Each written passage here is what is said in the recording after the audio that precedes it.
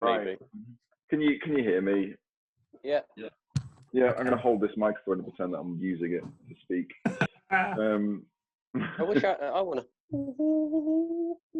Well, this is clearly not as good as the microphone that's a part of these headphones. So, yeah, is what it is. So anyway, another podcast 48 hours later. I know, yeah.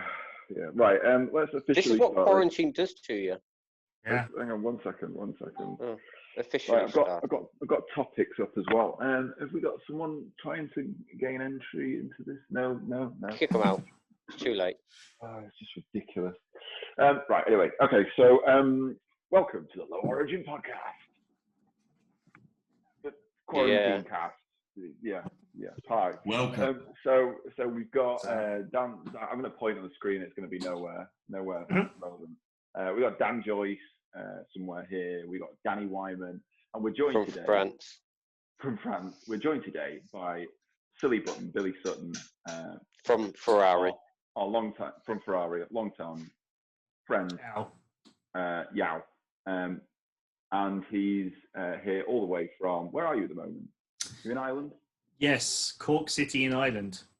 Oh, wow. So Saule, who is like 3 minutes down the road, he's struggling with technology and somehow can't, despite, in fact, because I won't have shown it in the pre-recording, but, here's Saule trying to get onto this chat. To use technology. Yeah, he used technology. So he's gone completely. Is Alex trying to use technology? It's me trying to use technology. Technology that I, installed professionally. There's Saule. Saule is trying to gain access to the. He hasn't changed. I think he's put something over the camera. Yeah, literally. It's exactly the same pose. He's tried. As long as he doesn't start wanking or anything, I'll just leave this on here. But anyway, we don't know why he's unable to join the podcast, but for some strange reason he is. Yes, Billy Sutton off of Days Gone By. Billy, where the fuck is your drift cars and stuff gone? What happened? What happened, Billy Sutton? Life happened. Talking of life, Billy Sutton off of R32. By the way, I need my one's better. Okay, you see this? I get you one now. This one has been washed nearly 1,000 times, so it desperately needs a good advertisement for my product. I do need another one. But yeah, Billy Sutton off of R32. Like, where the fuck is all your drift cars and stuff gone? Yeah, that's a good question. I suppose what people mostly will probably know me for is probably my two-door R32, which I've probably currently in the process of building for. I think it's maybe like the 4th time. Really? Is that including the 4-door? No, that's just included. We can't class it. He didn't own the 4-door, really, did he? He had it a couple of weeks, and now you sold it straight away. I had it for a couple of months. That was a really nice car, actually, that 4-door. I wish I could have kept that. That was a really well-spec'd street car. But, I still remember Days Gone By where I buried my fucking wheel into the quarter of that thing. Yes, you did. That was the only bit that was nice on it, actually. Yeah, that was. It was a little bit wavy in that area. Was that Final Boss? Number 2. Was that Final Boss 2? That was a good Final Boss. Final Boss 1, obviously, being the greatest of all. I can't remember which. I was at a Final Boss. I'm not sure which one. Maybe it was the first one. I can't remember. You came to a couple because you drove my car, Billy. I remember giving you the keys to something. Oh yes. That was. Oh no, I won't say that. But that was Final Boss 3. That was number 3. Was that 3? Yeah, because your car had lifty uppy doors then, I think. Yeah. Lifty uppy doors. Yeah. Danny's got lifty uppy doors. I saw that. Did you not speak to Dan about how much he hated those doors before you put them? They didn't listen to me. Not one bit. I don't find getting in and out of that bag, so I sort of roll out of my car anyway. So it doesn't really. Yeah, that's what you have to do. I sold my PS13 because of them doors. Wow. You and I, Dan, had a few little road trips in that car. We did, yeah. We've been everywhere. And we We both were on Teesside. we both hated those doors by the end. Yeah, we did. Yeah, they're fucking dog shit, and I'll never put them on. But hang on. The reason No, why there's no they hanging were on. annoying, the reason why they were annoying was because they wouldn't open wide enough. That was the problem. Like if they'd opened wide enough, then it wouldn't be such a problem. Maybe, but It might help. You don't need them. It might help with the situation. Because on my car, the reason why I don't really mind mine is because they open like a normal door. Like you literally just open the door. Do you know why yours open like a normal door though? Because the rest of the chassis and the body flex around it, so it just allows it to do it. Yeah, it's actually your A-pillar opening as well. Yeah. Yeah. The A-pillar is just splitting open and closing again. Yeah, you're not going to be able to get in your car once Dan's welded it up. That's a very real possibility. It is a real possibility. I'm excited for my car to come back, but for the time being, it's nice knowing that I don't have a broken car, but I don't have a car at all. No, you don't. And nobody can drive anywhere, so we can say that everything is currently fine with all the cars. And I mean, Alex does have daily phone calls from me saying, "Can we please reshell it now? Can we reshell it yet?"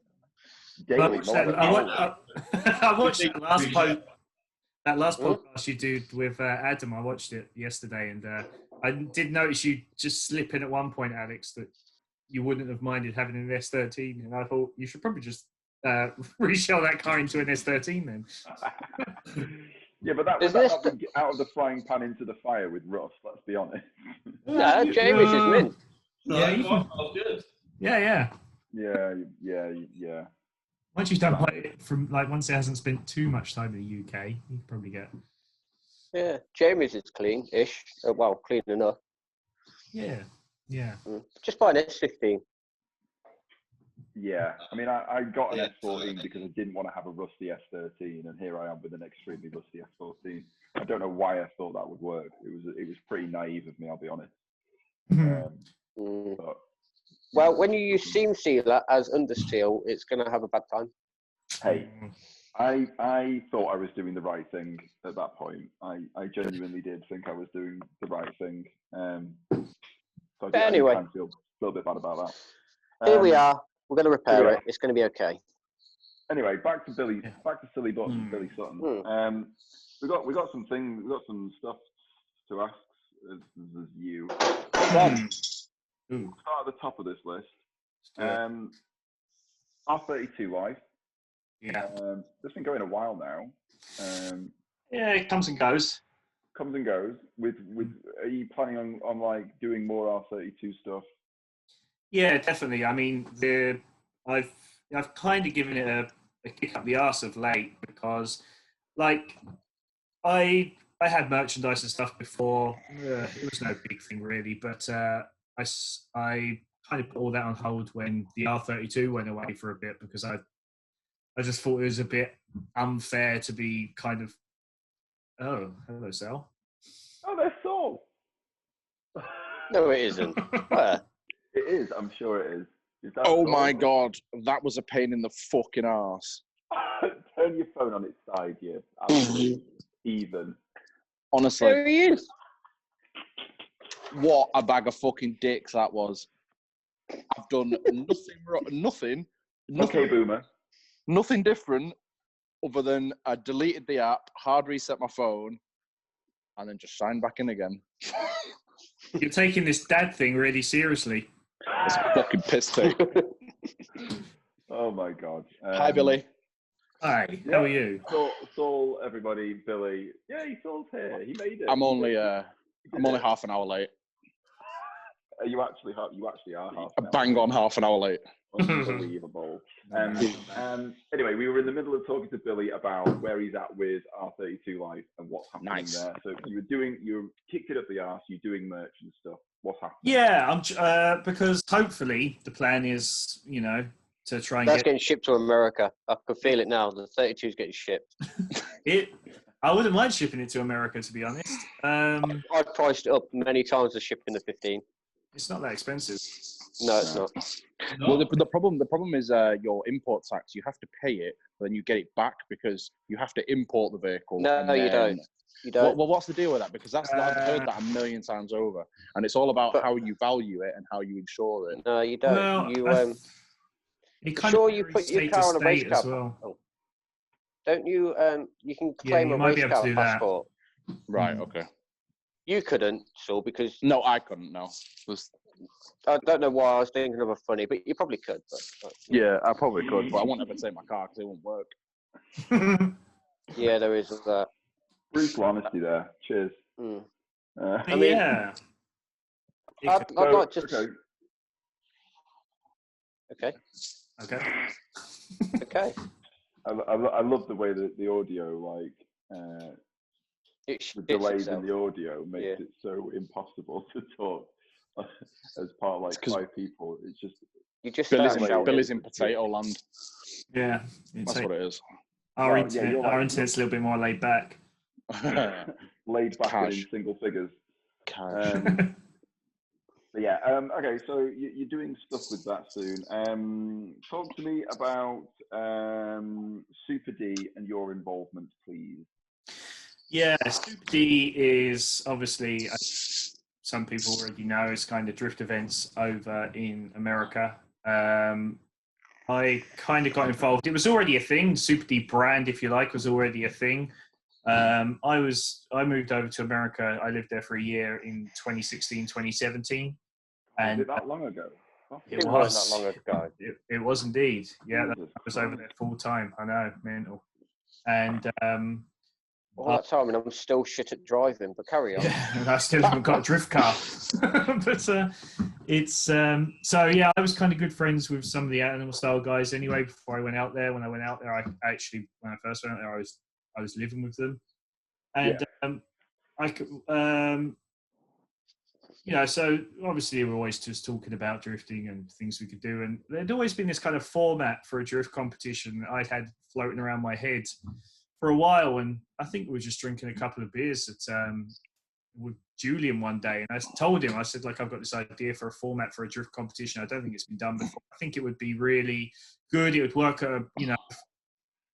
it'd really kind of level the playing field a bit, and it would be kind of, it'd be good for a grassroots level, and it could just be fun, really, and it would maximize seat time, I guess, was all that. For those people who don't know what kind of the requirements and the general roundabout way that Super D operates, do you want to fill a few people in so they know? Because I mean, a few people probably just look from the outside and say it's a bunch of cool fucking cars and a cool dudes that just want to see how fucking good they are. That's about it. But no, I'd round it up. Yeah, but isn't there like rules in there where you can't change tyres after top 16? Yeah, so that's the Super D Cup. Yeah. So just to like have a more broader, like Super D is the brand, and there's a few different kinds of events. Like they have kind of more like the most regular would be like they do Super D parties, which are basically just practice days, just fun, whatever. Then you have Super D every now and then. They'll kind of throw a Super D Matsuri, which is like a 2-3 day thing where it's just driving, fun, ripping. That's kind of they would be the events that Naoki came over for example, and the burst drivers. And then there's Super D Cup, which is kind of our interpretation of a fun competition. It was like we like Julian and I and some of the other guys in Super D, like Al and Michael and Ryan as well, kind of had the same kind of. We all like competitions. I think it's a big misconception that people, I think for a while now people have known there's been kind of a division in drifting between people who are kind of more. I think divisions again. I think there's more and more divisions coming, which I'm not sure is ideal. But there's two main ones, which is like kind of your big top tier competitions, if you like the Formula Ds and the BDCs and your 1,000 brake horsepower boys. Yeah, your wise fab guys and whatever, and then there's like the more grassroots kind of people who are in much simpler setup cars.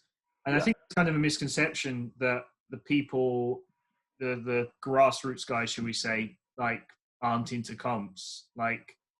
And I don't particularly believe that. I never have. I've never been that way. I've always, ever since I started getting into drifting, what I like watching most was like D1 GP, early D1 GP, D1 SL, D1 SL, yeah. MSC, Drift Muscle. When the cars were low.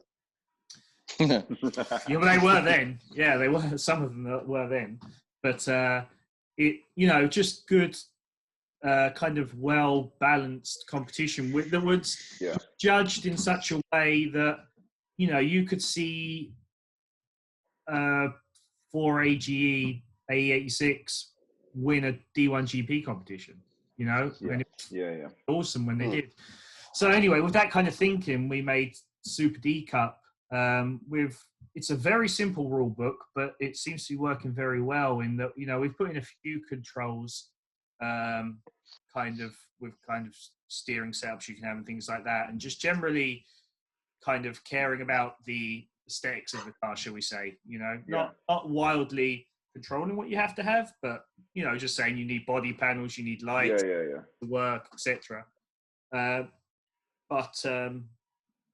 It's definitely a rule book that's made for the basic, simple setup car. Even I think actually all of our Super D Cups, even we've been able to run them in venues where you don't actually even have to have a roll cage. So, it just allows guys to bring their street cars and run, which has been... People bring their street cars? Yeah. We've had a fair few of them.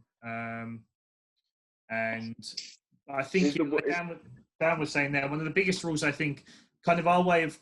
See, we didn't want to... you definitely see a particular kind of, I guess, car show up to a Super D Cup event, but we actually didn't want to rule out anyone. So we were very open to people showing up in their... Whatever fucking car they wanted to. Whatever car they wanted to, really. We did have, as I said, there's kind of, there's rules on maybe steering, so, steering systems don't get wildly out of control. But apart from that, once your car is to the rule book, you can show up pretty much anything, which is what we wanted. We didn't really want to say, no, it's only for this kind of guy. What we were much more focused on was the driving, is what it's all about, really, Super D Cup. It's about hard driving. That's where we want people to come, have fun, and drive hard. That's pretty much how the driver's briefing goes. And so the way of controlling that was we put in a tyre rule. It's very simple, and it just says once the top 16 starts, you can't change tyres. So, wow. And you lot fucked. Yeah, well, yeah, exactly. I do like that. Alex, you'd have no problem anyway. Your car would have been set on fire way before then. I do like that idea, though.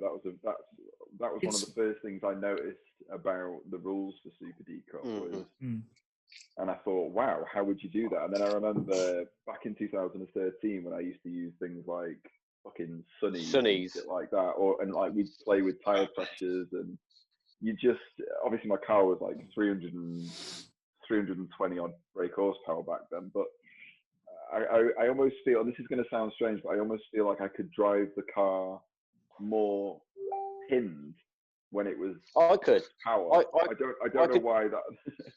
I don't know why that is, but like,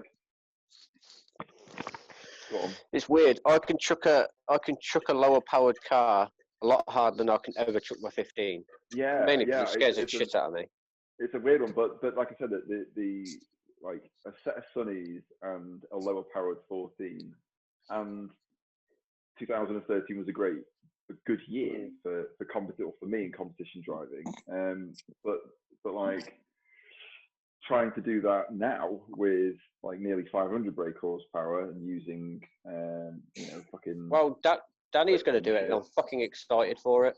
I'm excited for it. Yeah, it is going to be a lot of fun to watch. Dannny, what's your car, mate? When is it going to happen? It's going to happen. 300. Yours like 350, yeah. Yeah, 360, yeah.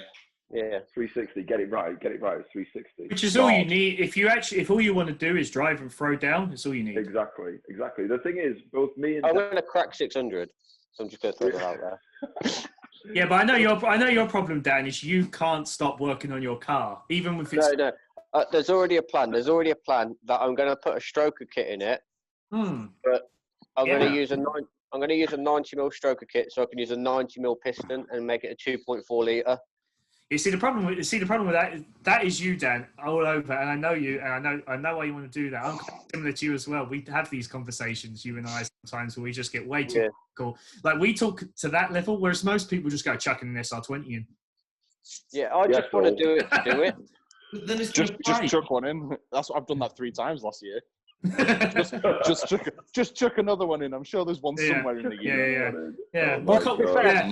You ask Dan what engine is he putting in, and you're still listening half an hour later. You ask like Saule what engine you putting in is SR20. It gives 10 seconds, it's done. Yeah.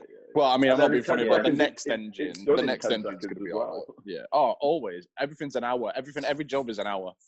It's an hour. No, I mean that it will last 10 seconds. Oh yeah, of course. As soon as you turn it on, it's done. It's fucking done. That's pretty much been it. I mean, 4 power runs on the forged engine, 1 start up on another one. Yeah, that was pretty depressing. Yeah, that purple top. I'm sorry, really depressing. But that engine that you had Mr. Yandel change the bearings on could have just been fixed and still be in your car now running. Yeah, well, it's going to be back in my car, but it's been back to Mr. Yandel to have more money thrown at it. Yeah, because you keep sending in fucking dog shit, don't you? I know, I understand. I think I've come to the same, Dan. I've come to the point now where unless I really know and really trust a person, which there's not that many people out there, I don't think I'd buy an engine that's rebuilt. Billy, I found out last year that you can't even trust people that you know, sadly. Yeah. So, I'm not saying it's his fault, but I bought it off a guy that I knew had only used it a little bit and that it was a good, reliable engine, apparently. And 4th run, kablamo on the dial. To be fair, the thing is, using it a little bit, it's like a girlfriend, you know, use her a little bit and she is worn the fuck out. She is wrecked. Next guy has got a load of emotional baggage to deal with, and she is a spun rod. Yeah, but like, you say that, like, you get some people who don't care, like when Saul found out how shit his rebuilt engine was. When I bought that rebuilt engine last year after mine cracked a liner, the guy I bought it off was like so apologetic. He's like, look, how much money do you need back for this to be okay? And he just couldn't be more sorry about it. Hence why I ended up with the engine I've got now. But I mean, which is good. But I mean, I'm sure you'd still prefer not to have the wasted time and effort, and you know. I've never done it. I've always just started from scratch. Whether it was me building it, whether it was me and Max building it, whether it was Dan building it, it was always start from scratch. And well, the sad fact of the matter is the engine that came out of my car that was. It's still just a bit tired. It was just literally tired. I said to the lad, if it was me and I was pulling it out now, and if I didn't have this replacement engine ready to go in, I'd literally just be doing bearings and rings and putting it back together. That was literally be it. And he was like, I don't think he did that. He was like, fuck it, I'm just going to put it in and see what happens. He literally just put the fucking engine in. And it's still going now. It's still going. It's just fucking, yeah. He did the whole of last year with it. And that engine, let's be real here. I did, in fact, no, I did. No, I blew the last one up, didn't I? No, that was been in there since 2015. No, it hasn't, because Alex blew a motor at 3 Sisters in your car. Yeah, that was 17 or 16. 16 it was, because it was the first year that Chogo came, so it was 16. Oh yeah. I think what I just want to say to people is, just because someone says it's rebuilt, it's dummy shit. It's probably worse. There's so much more to an engine than it's rebuilt. You know, you have to ask yourself, why is it coming out of the car? Yeah. I mean, people break cars, people sell, but I think it just pains me when I see people, you know, go through such heartache when, you know, they could be driving because they just don't. Yeah. Like it's simple things like people say, it's rebuilt, and like, okay, cool. What are your crank sizes? It's like, I'll use ACL standard bearings. Like, okay, cool. What are your crank sizes? Yeah, I don't know. Yeah. It's just like, okay, if you don't know that, then your engine's shit. It's just dog shit. You might get lucky, but I think it's just. I don't know that. there's a lot of people, and you've got, what we all have to understand is what we're involved in is drifting, Yes. and there's a lot of people having a go in drifting. For better or for worse, there's a lot of people having a go. Yeah. And having a go is if you're actually just having a go sometimes works and sometimes it doesn't. So, I think that people go to purchasing things like engines like that. That's pretty much Steve Sadler's way of tuning, isn't it? Just having a go. Yeah, but he makes you film everything first. Just have a go. So we can blame you. That's and then he goes bankrupt in that company and starts another company. It's just like, okay, cool. So you're still having a go, I take it. Talking of awkwardness on the internet, there's somebody who's trying to get hold of, somebody who we've been made aware of, funnily enough, through the entire internet rain posting group chat, which we have nothing to do with, obviously, because we're low origin. Carry on. And they're a completely different entity to us. But they're trying to get hold of Haraguchi's old FC for whatever reason. Apparently, it's a guy who rebuilds 80s and 90s Formula One cars. So quite high. There's quite high, serious high, guy. yeah. Does Fred Pump Pump still have that? Who? Fred Pump Pump. Is that the name he's still using? No. I knew you'd have that. I knew you'd have some insight into this situation. So who has that car right now? I don't have a lot of insight into it, but I believe it's still in Japan. I think. Yeah, I thought it was still in Japan. Yeah, I don't think it ever left. How people didn't see that was all a scam, I will never know. From the moment it was too good to be true, but at the same time, yeah, but that guy from way back before that, I know what this guy's in this game for. Ever since he crashed, he had like a Nissan like Q45 drift car, I think, like a big American sedan. An Infinity, yeah, an Infinity. And I remember him put up a video of him crashing it pretty heavily once on like the rear right, I think it was. And he said, "Oh yeah, the reason that happened was the rotor, the disc, broke on that corner." And I was like, "That isn't what caused the crash. You crashed. The rotor broke when you piled it into the wall on that corner." Yeah. And you just there's moments, when you hear people say things, you're like, that's an interesting take on that. That's like. Do you remember that time when I crashed really bad at Mayhem, the replica Mayhem at Rockingham, and I bent my wheel? Oh, yeah. That happened because the first lap it was okay, but then the second lap someone moved the wall, and because they moved the wall, I wasn't used to it. That's how I crashed. And you must be quite a driver, because that reminds me of a story I heard about Ayrton Senna when he was racing. It's exactly the same. Telling someone that the wall moved. Yeah, honest. Only have to move a foot. And actually, by the way the story is told, when they went to check, there was actually a brick had come out of the wall, and it had actually moved. The wall had actually moved. Yeah. So basically, what we're saying is Dan is Senna. Yeah, pretty much. That's reincarnated. Senna reincarnated.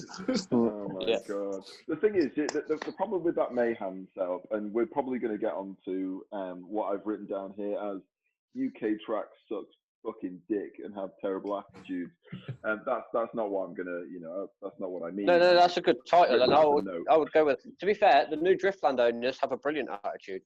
They do. Yeah, they absolutely do.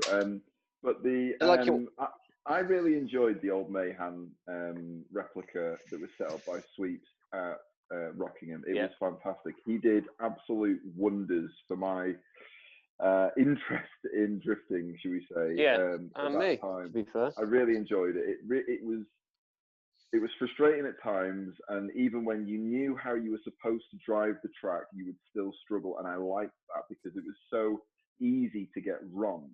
Even on a very basic level, easy to get wrong and easy to let so many people come past you or to watch so many people get it wrong. And then every now and then someone would get it right and you knew they got it right and it was massive, wildly impressive.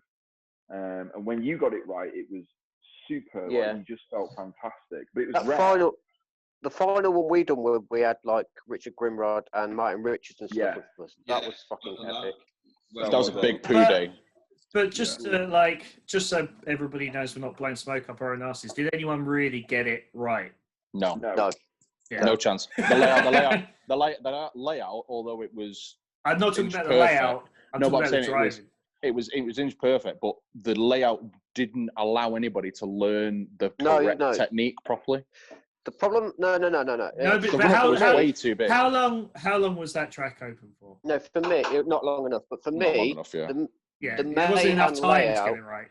No, the Mayan layout starts between. It doesn't start from the left-hander coming onto the straight. It starts the hairpin before that. Yeah, exactly. Yeah. That's where Mayhem for me starts. That's where your car starts to load up, and that's how you're going to take the line into the left corner. Select your gears, work out where you couldn't should be get at. that correct.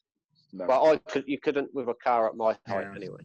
But that's when Mayhem starts for me, and a lot of. If you could have jumped the curb, you could have got it. Oh, we did jump the curb. Oh yeah, we have no problem. That's the only way of doing it. Curb, full power. Just obliterating bumpers. Don't lie to me. but my point is. You go on. To drive. Say that again, Dannny. I enjoyed that track so much. I'd ship my car to Japan to drive the real one and leave it there. Yeah, I think just leave it there. Yeah, but like how you said, Alex, that it was like, you know, if people got it, like it was really hard to get right. Yeah, I mean, that's what I think people maybe need to realize as well. It's a big thing. Actually, it's probably a big issue in drifting, I think, is that people think, like, one of the exciting things is the danger, kind of. Like, real mayhem in Japan is lethal. Like, you go an inch or two the wrong way and you could be nose into the tire wall rolling upside down. You know, Bihoku is the same. You know, we've all wicked bad accidents, you know, but that's kind of what makes it exciting, really. Yeah. You know, just like that's it. There's an element of that that's probably missing. But then the UK's plagued with people endlessly trying to sue each other. I remember when I went to Nico in 2015, and there was a girl in a Safiro in heels. I only learned this afterwards, that she's dragged out of the car upside down in heels. Awesome. And there's one photographer, which was Z on track, and then there was a single marshal who was stopping cars coming down the straight at Nico. And everyone did. It was fine. And she was dragged out of the car, and she got off, and she waved to people in the pits, and they were all like, "Are you okay?" And she's like, "Kind of." Well, I thought, wow, if that was the UK, that would St. John's ambulance would have a thermometer in your arse and be telling you to do finger to noses, and you do 14 and a half press ups. The point is, it would be over, and they would.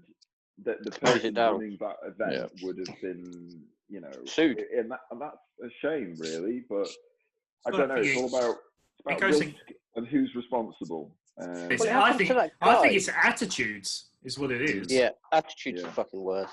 Because, you know, I mean, I've written down UK tracks suck dick and have terrible attitudes. So continue. Because you talk about the suing culture, right? Which we know is, you know, is a problem. Look, pretty much everywhere in the Western world. But you know, but I think if you get a good group of people together, like you'd be surprised what you can do. I know we had final boss. Well, but the example final bout for that matter. Well, the example I had recently was I was in California for New Year's Eve, and Super D had just like kind of like a private test day at Apple Valley Speedway. It's known as Grange. You might have seen it in a recent car going on fire video. And is that just to interrupt you? Is that the track that people were complaining that there weren't enough fire extinguishers, even though in their contract it said supply your own fire extinguishers? Yeah, I mean, this is part of the problem here. You know, like we held a day there with a bunch of grassroots drifters. We all know what grassroots drifters are like, but people we knew were good people, just were coming for fun. Sound cunts. Sound lads. And ladies. And Billy's American now, he can't say the word cunt. Oh, I can say that word. I can say it, honest. If I'm allowed. But we actually even ran into the night because you can get that track for like 24 hours, and we ran it into the new year, basically. Do they have spots? And sorry. Do they have lights or like? Yeah, you rent your own lights. So you kind of rent lights and you put up. You rent your own floodlights. Rent your own floodlights. But anyway, so it was just a pretty chill day. Not many people. We had no marshalling on that track, no start-finish guy, no fire extinguishers, and the 24 hours went off without a hitch because we just had good people there. Yeah, because of people. Yeah, people with the right attitudes that realised that could look ahead and see if someone spun. But how do you convince a track that you've got the right people? Because no, you can't. Not in the UK, you can't. No. We've said it before on the podcast. It's like when you approach a track in the UK, unless your email address ends with @bdc.co.uk, nobody's fucking. You ain't getting shit. And if you've got a great idea, the only place you can go to is Driftland, and at this moment in time, they're very receptive to ideas. Oh yeah, they are. Great. Anything. Which is great, and they have valued. Their pricing for days is very competitive, and that's fantastic. But that's Driftland, and for everyone apart from the Scottish guys, it's kind of. I mean, I'm not going to complain because at the end of the day, people in America drive 1,500 miles to an event for a day. They do. So I'm not going to complain. But in the UK, people are seemingly a lot less willing to drive long distances. Well, people look at flying there and getting someone else to trailer it when it's 8 hours away. Like, no, I'm not driving there. It's 8 hours. I'll fly. I guess it's relative, when that's all you've known, then I suppose that's kind of the. Having lived in America as well, like Billy, though, it's a different culture when it comes to traveling places. Everything is further. It's not like you can walk to the shops. I lived in Irvine, California, and walking to the shops was not a thing. You got in a car and you drove 10 to 15 minutes away to get to a shop. That's down the road to them. Yeah, exactly. 30 minutes is down the road because it's just 1,500 miles is not far. It's a different scale. Yeah.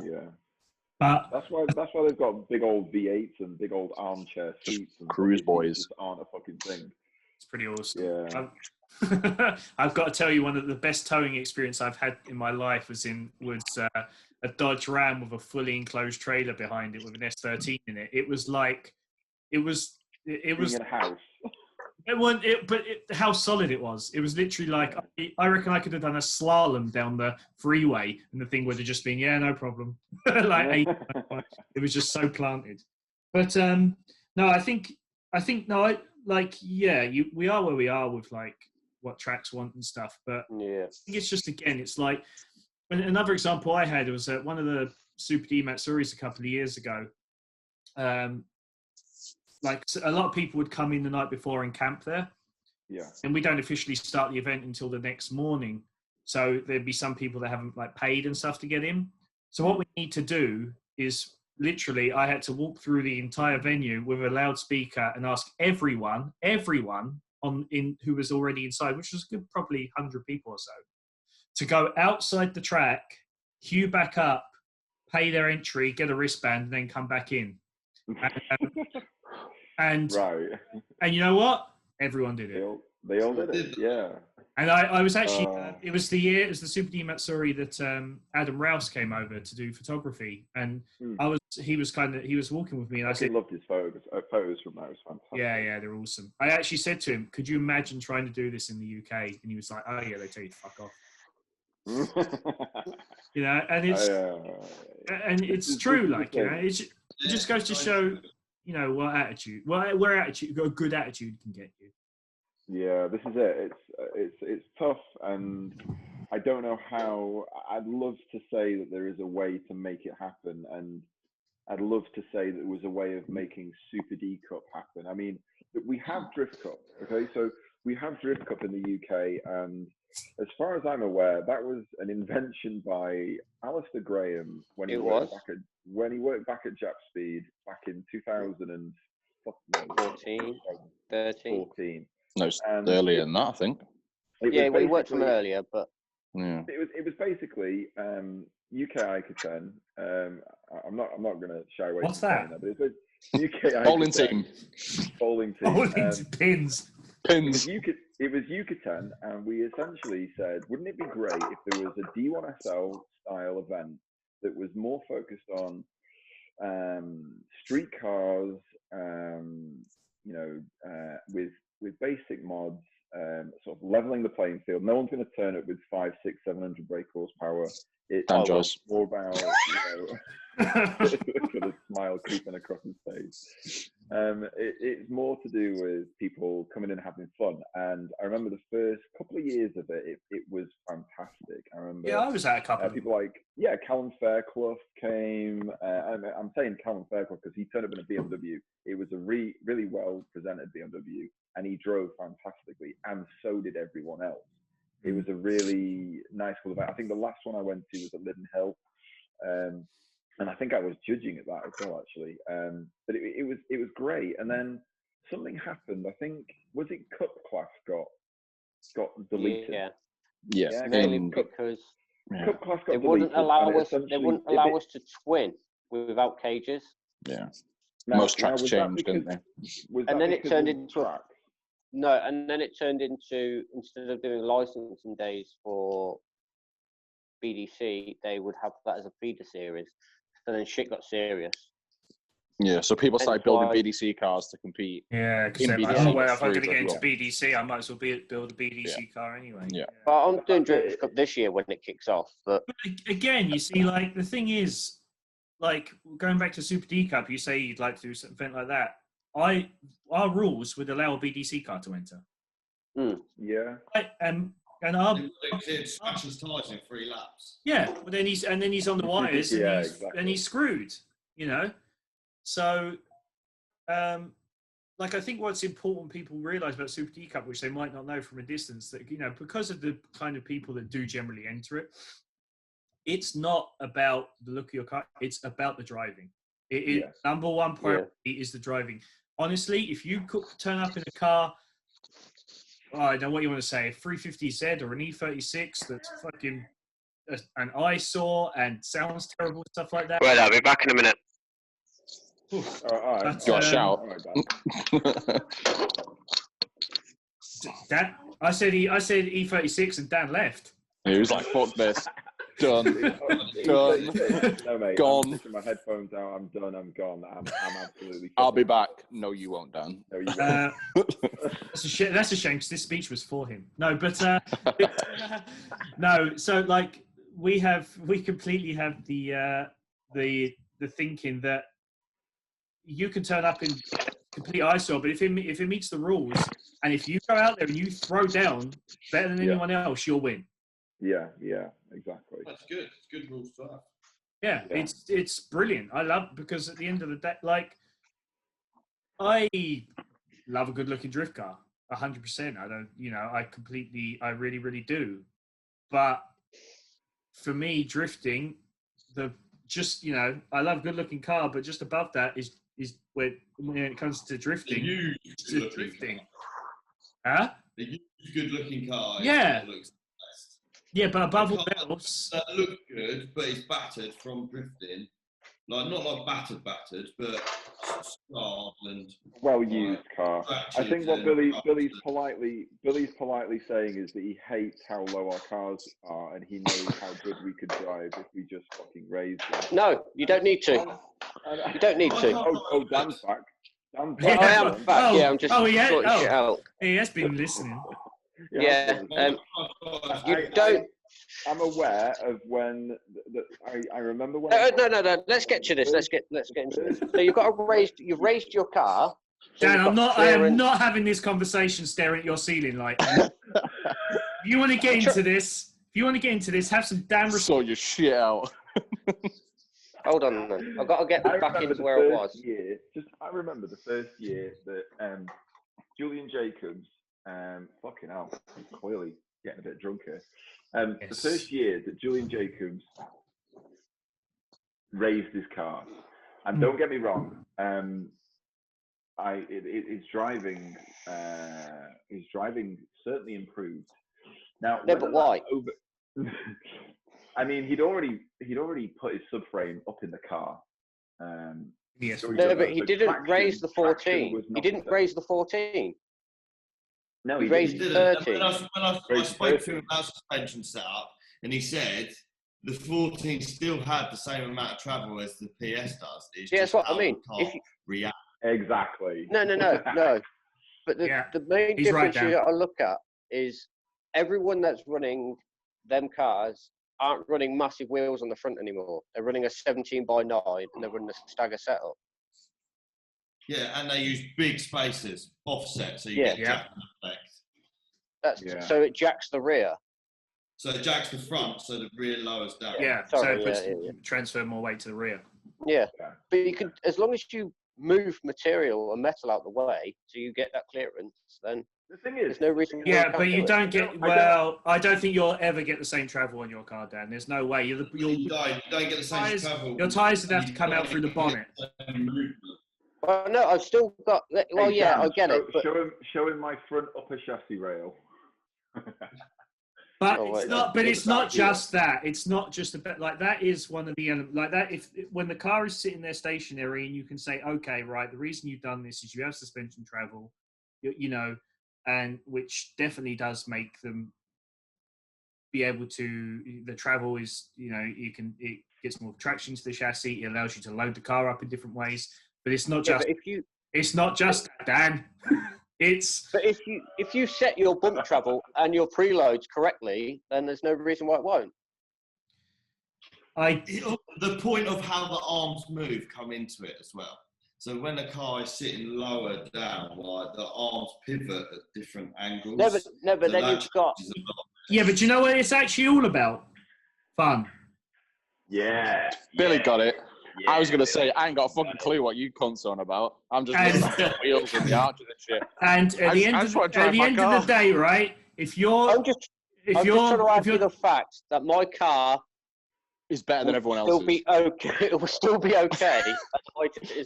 Put it this way, Dan. If you took your car to that Apple Valley Speedway and you were chasing Julian, say, into the first corner and you both came in at the same speed or whatever, but Julian decided to cut the curb at the front corner. He would straight. Not the same situation. You wouldn't have him because I'm committed to the cause. You wouldn't have a sump on your car anymore. I'd follow him. I do it all the time. I'm a dick. I jump every curb I find. Yeah, but you wouldn't. You do it once, and your engine would come up through your bonnet. It would be exciting, and people find it cool. And then when the engine lands, I'll strap it back to where it lands and then carry on. Hey, Billy, we've don't, you know, the new subframes that arrived from Destroy or Die have literally meant that our engines are now how many inches higher? Yeah, you're raising your center of gravity, just so you. I'm not at the moment. You are still never going to be. Look, I actually summed it up. I think I summed it up to myself perfectly. Was because I found a video of a guy in Japan at the track. I forget the Japanese name. I think it's called. It's like nicknamed like either Littlefoot or Bigfoot. The track, but basically it's got a big energy. BDE. There's a jump. There's kind of a downhill into a right-hander, and I think it's a type. I think it's from MCR, from My Control Racing, because it's like a purple S14. Yeah. And he launches it. But to launch it this corner, you have to jump the car. Mate, it's mental how he slows down after his jump. Because technically you speed up in the air for that first initial... Yeah, but he kind of did what like, this is the bad, like what Naoki does all the time, and it's the most awesome thing ever, is... You actually he drifts his car.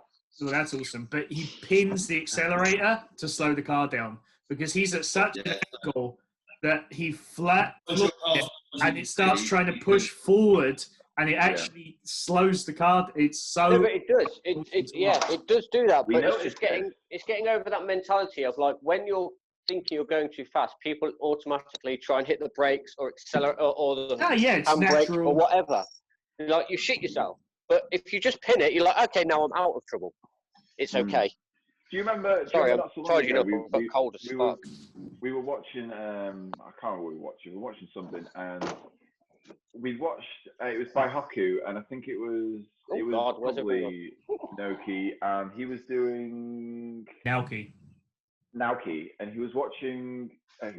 He was sitting on the limiter throughout, and you realise that the clutch was up, and he was using the limiter to make make his angle consistent. So he'd come in, and then the limiter was basically not accelerating, not decelerating, but maintaining an angle through. And then when he let off, that's when it was just trying to work out how it was, the mechanics, the specifics of mechanics, and how he was doing something. And then you think, right, I'll go and do that. Or we'll go to the Mayan day, the Mayan reproduction day, and try and do it, and you just fucking can't. Look at these Lambo doors on my car. They look Ooh. But also, can I say one thing is that like what is actually might be a lot more like freeing for people that are always trying to like figure out what's wrong with their car, why it can't do this, why it can't do that. I've now personally witnessed Naoki driving a couple of times in person, and I've seen the cars he's driving. Those cars, who knows what way the wheels are pointing sometimes by the end of the day, and he still throws down. And honestly, it's because he just drives. He has driven so... No. He's running 6 minutes to toe in on the rear, 4 minutes of toe out on the front, and 6.9 degrees of caster. Daniel, this is secret information. Keep it. Well, if you want the secret information, I think I've never seen Julian jack up his car and not find something loose. Oh yeah, that's literally, you've got to find something loose.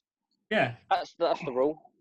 But the other thing as well is, right, I think what I've learned being around those guys now and stuff like that is you've got to completely make peace with destroying your car. Oh yeah. God, yeah, Jesus Christ. You'll be ready for it.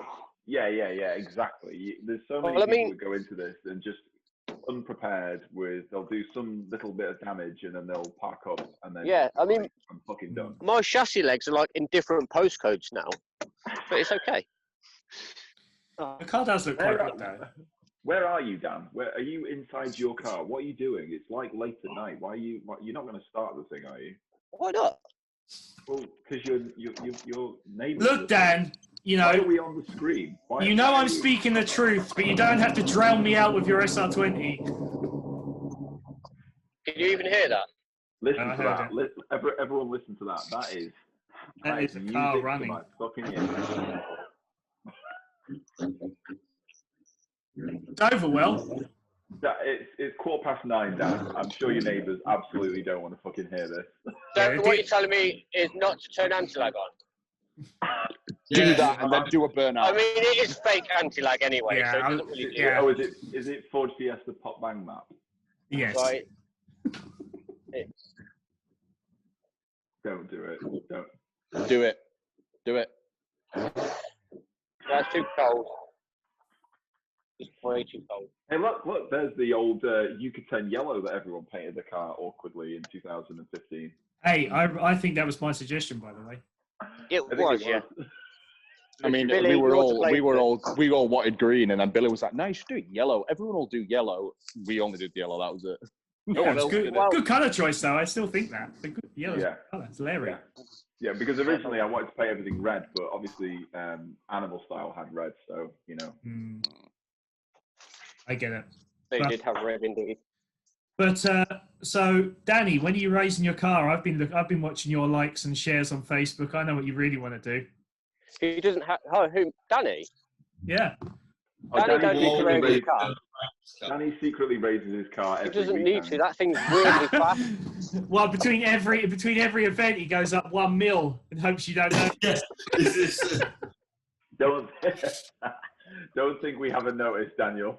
I haven't. Like the front is slightly higher than it was, but I haven't raised it. I'm sorry, what? But you want to, don't you?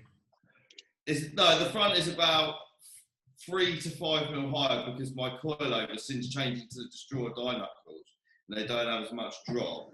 the coilovers have stopped moving to a certain point where they've been set at a certain point for so long, so they literally cannot go down any further.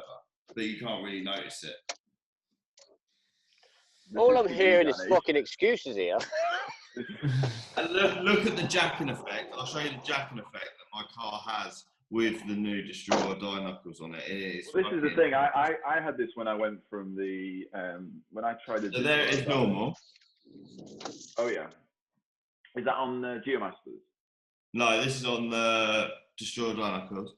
And there it is. Are they the ones the Destroyer? Are they like got a bit? They kind of look like the Heatmaker knuckles. Yes, a little bit. But don't ever make that comparison because people might get sued. I just did. What's that? What comparisons are we making? None. We're not making any. But yes, essentially, yes, very similar. Dan, you currently run. What do you run on the front? Basically, Destroyed Eye Knuckles, but the older version, which are pretty much like the Heatmaker Knuckles. That's what I said. Oh, is that what we're not bringing up? No. I am. They're nothing like it. Anyway, I'm running Geomasters. I'm running a million-year-old cut knuckles still on. Oh, they're the best things ever. Oh my god, they're super so Clarky, good. Super Clarky cut knuckles. The best today, the best knuckles I've ever driven on a B knuckle. Of course, that was fucking coming, Mitto. Fuck's sake. I would love to buy the B knuckle. To be honest with you, I would really love to try. I wouldn't. But you'd have to raise your car 8 You'd have to raise your car. Yeah, you do have to. That's why I haven't got a pet. Otherwise, I actually took the car when Adam Rouse was at Super D Matsuri and we were setting the cars up for a photo shoot in the morning, all the PSs.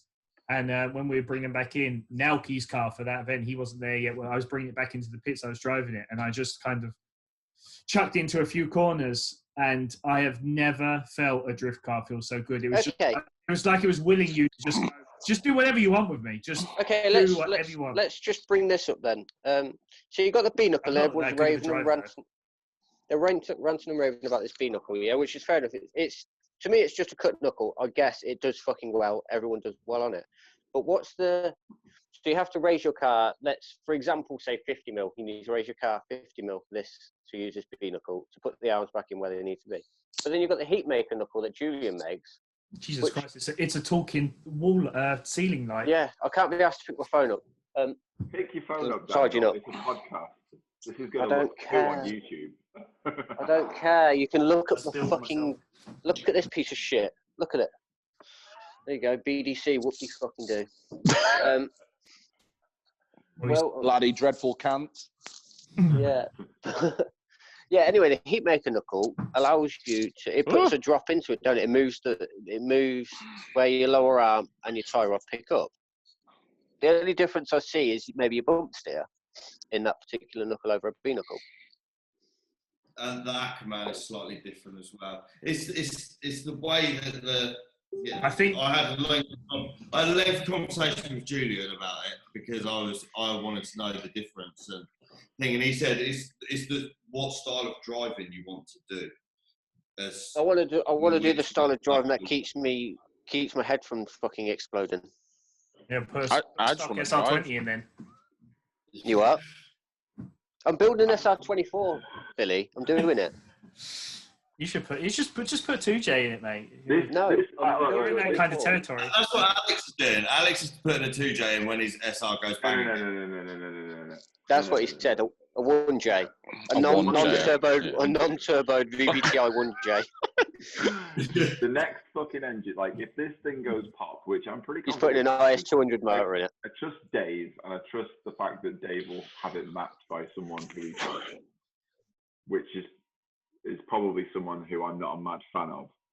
Yeah, I'll take it for tuning. Don't worry, mate. It'll be okay.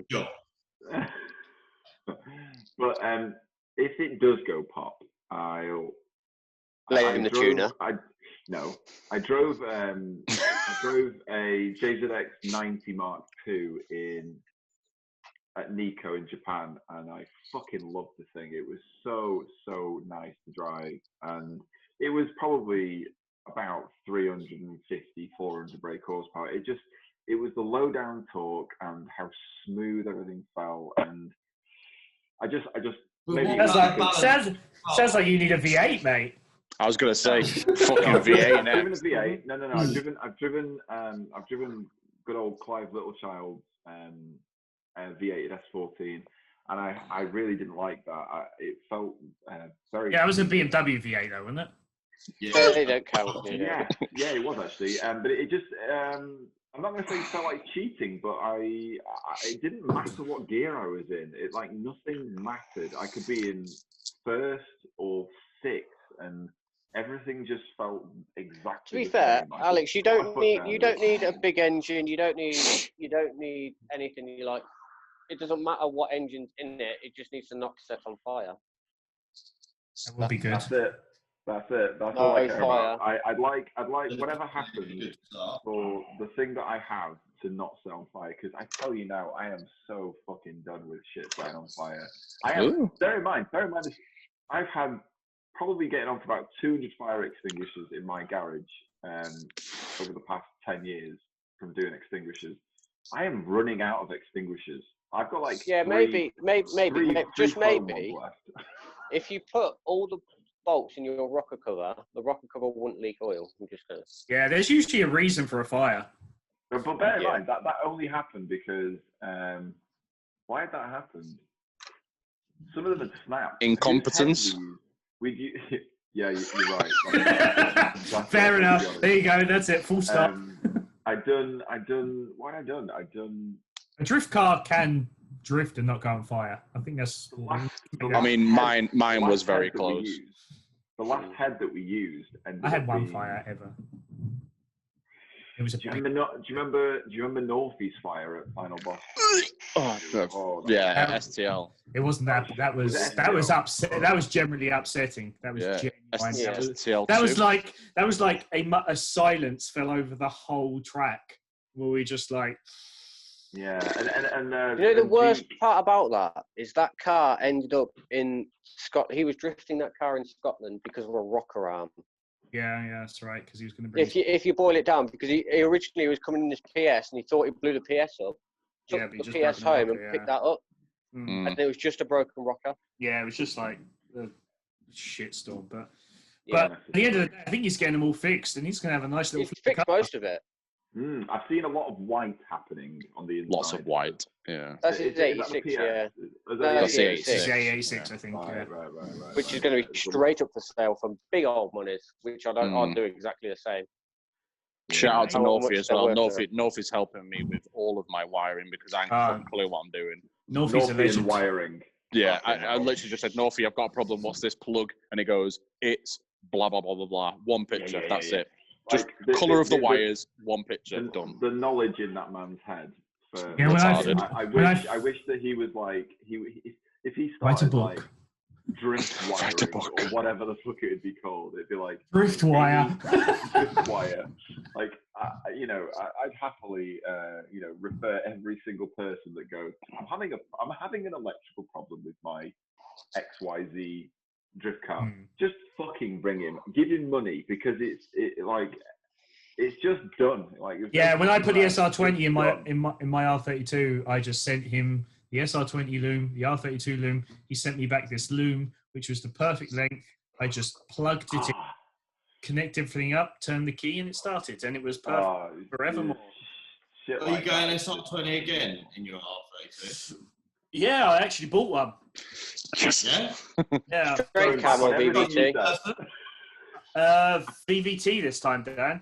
Oh, okay. Wow. I want to have a little play with the variable timing and see what it does. I'm planning You want it to sound like a wet fart?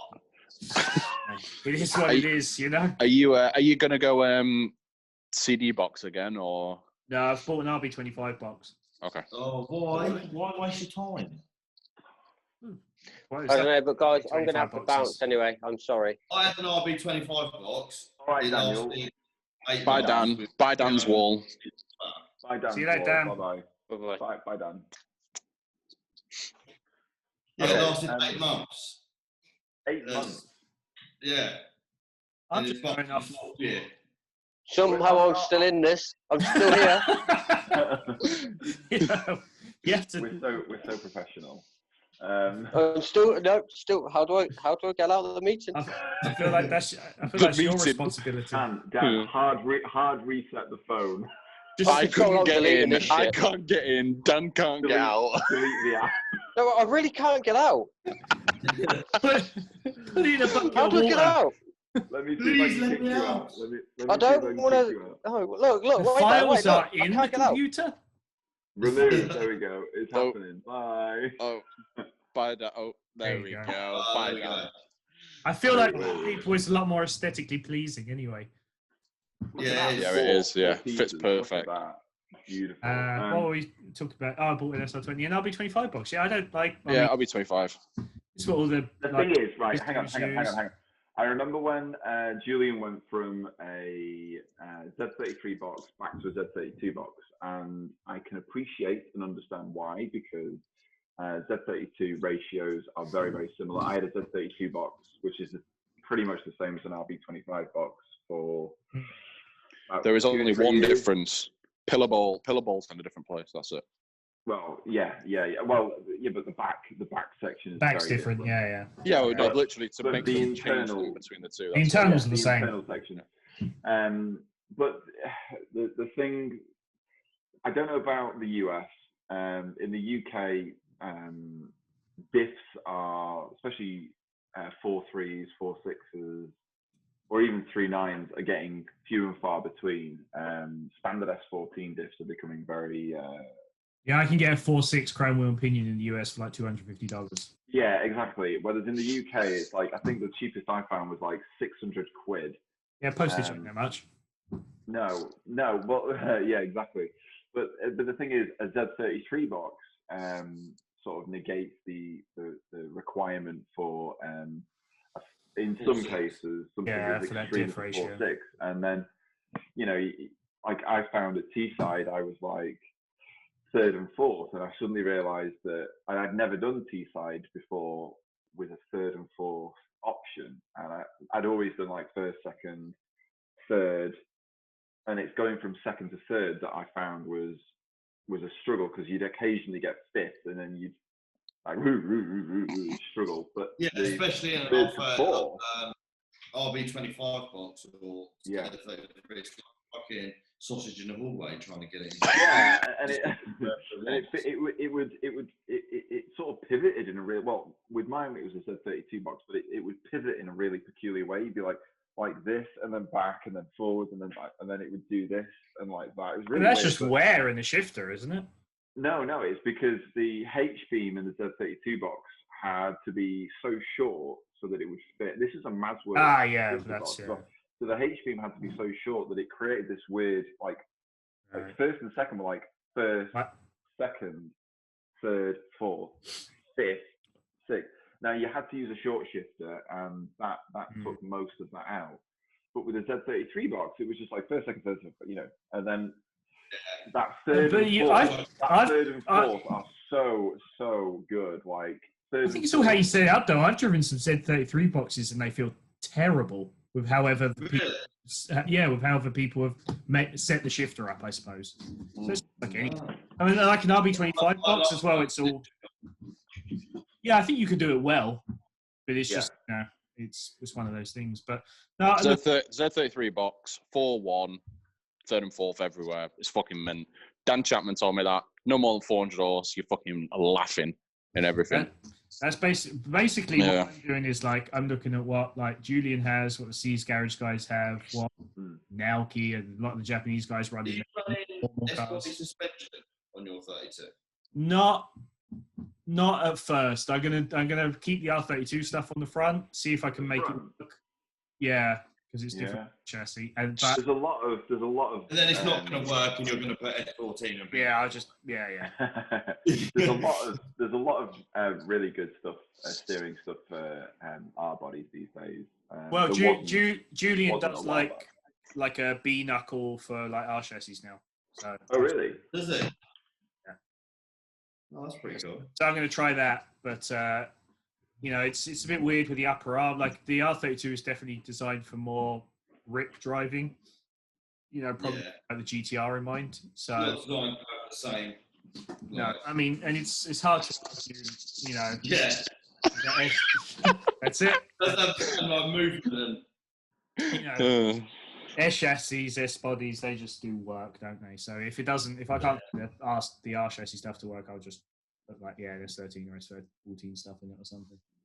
But I'm so far off that yet. So have you got a goal in mind, or drive it one day?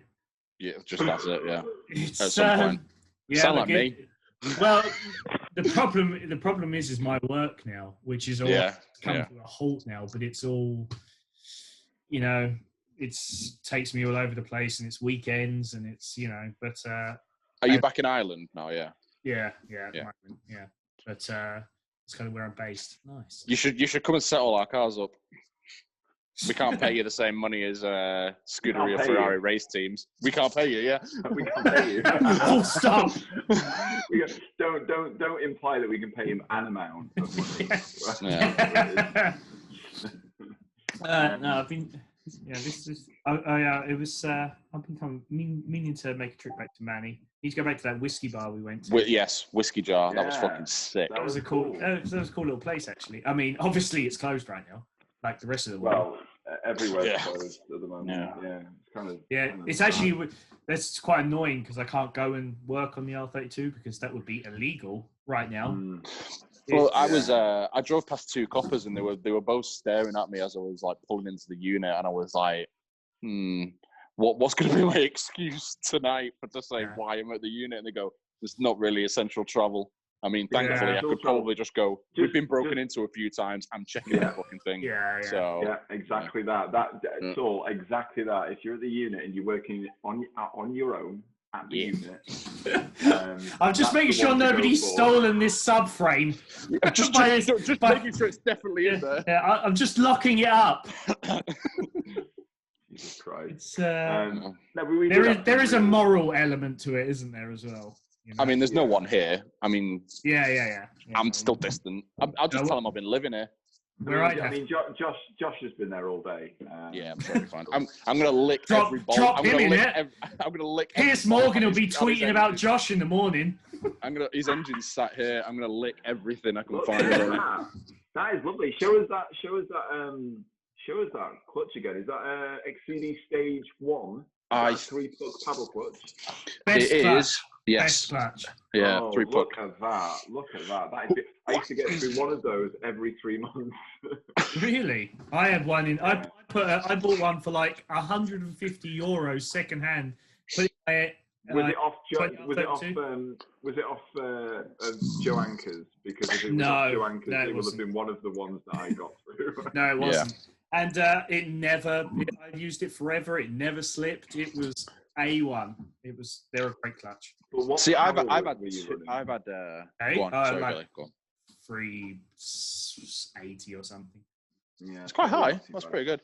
Well, I mean, I had one that did like 4 events, and it was absolutely roasted. And then the one that I put in to do 2018 was brand new from XED. I took it out to do I've now got a twin plate HKS clutch, and it was literally brand new. It's like I just put it in, and it had done 14 events.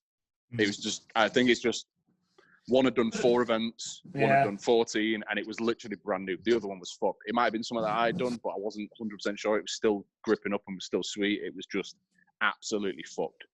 I have no idea why. For the price of them, I think. Oh yeah, you can't beat it. But I think the difference was one was on a stock flywheel, which I think probably had more of an effect, and then the other was on a lightened flywheel. It was on an XTD. So I don't know if the new flywheel had helped the fact that it had lasted a lot longer than these old, probably original fucking flywheel to the engine. Well, that's the thing again, like, is the flywheel fucked or whatever? Yeah, you might have to reskim the flywheel, something like that. Yeah, that was my problem. I think I did that with the 300 or something went wrong with it. Do you remember, was it called Quasar Engineering? Yeah, Quasar. Quasar, that's what you used to do. That was at the bowling alley, wasn't it? We got it's literally like the back wall of the unit. It's 100 yards at the roundabout. It's not far at all. Yeah. Oh, really? They're really good. They're really good. But the Quasar old school engineering. They're good sometimes. They did the flywheel, and for some reason, one of the flywheels ended up completely fucking wrong. And I couldn't use the clutch at all. And I still to this day don't know why. I just threw the whole lot in the fucking bin. I didn't even sell it because I thought I didn't want anyone else to have that problem. But I don't know what they did or how it worked. Maybe they skimmed too much. Is that a thing? Can you skim too much? Off a flywheel? The flywheel just usually needs to be flat. That's it, really. But then I think if it's you can. It depends how the pressure plate bolts on. If the pressure plate, you've got to skim the whole surface because you get sometimes where people skim just with the surface, the face, but the clutch sits up against. So then the pressure plate is held out, so it's not holding the same pressure clutch plate. Yeah. Maybe that happened. But yeah, that was a shame. That was a sadness.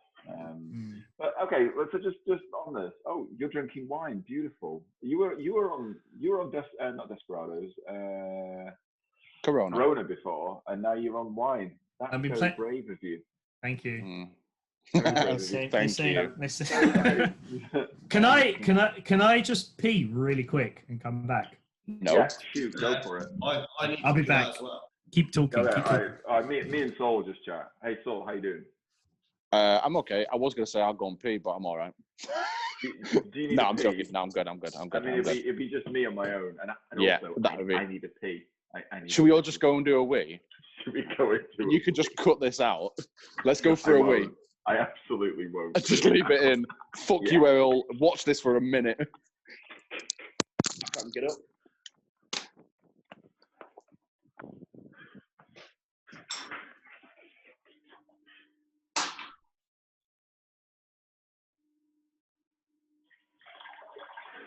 The difference is I took my microphone with me to fit. If you want to hit me, modern technology, everyone.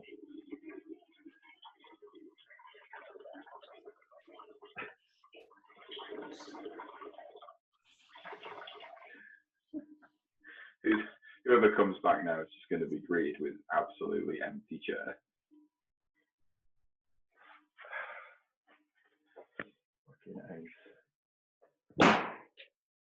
Yeah.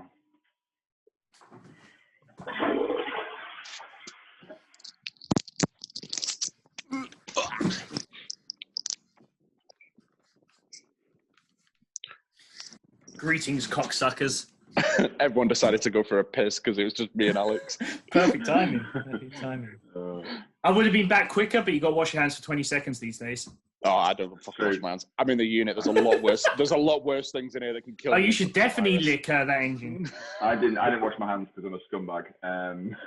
Yes. Also, I wore these headphones which have a microphone built into them to piss, so everyone heard me piss. Nice. It's great. Nice. Piss. We're all about quality content during this quarantine time. Inclusion. Piss with me. But can we talk about how much more fun I think you guys would be having if you weren't so addicted to having your car slammed to the ground? No, Billy. I think we'd be having the same amount of fun because all of our shit would still be as broken as it was. Well, I think, look, what anything in life comes down to is what you want out of it. You know, if what you want to do is do what you're doing with low cars, go for it. But if you just want to drive and if you really want to throw down, I think you have to make some changes. So don't get me wrong. I think sometimes people misunderstand what we're about. Because we have the word low origin in our name, it's very easy to assume that we just need to see low cars. We just want to see low cars, and that low cars are the thing that we want to see. And don't get me wrong, that has very much been the ethos of what we've been about for a very long time. But you know, the style of cars like Julian Jacobs and the boys. Anybody C's Garage. Japan, exactly. C's Garage, exactly.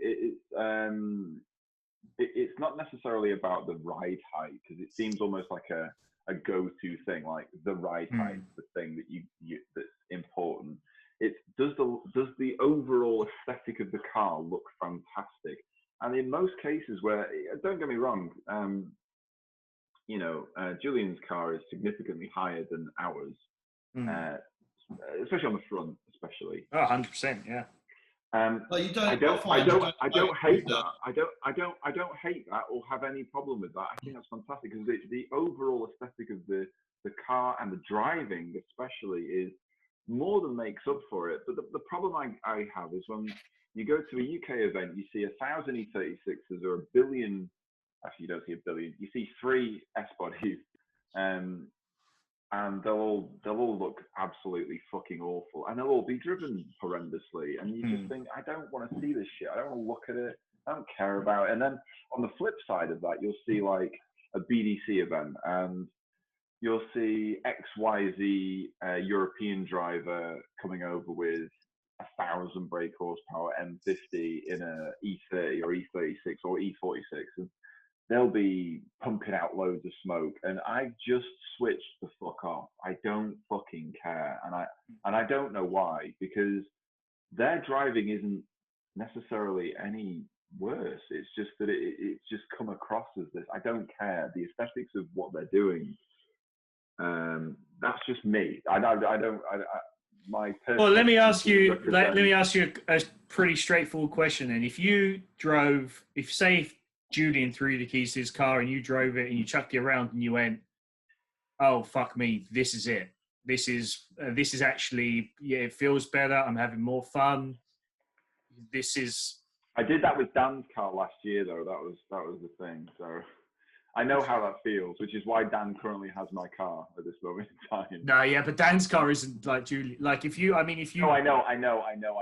But like, if you did that, would you come back and go, right? Yeah, I'm changing my car up. It isn't going to be sitting on the floor anymore. It's not.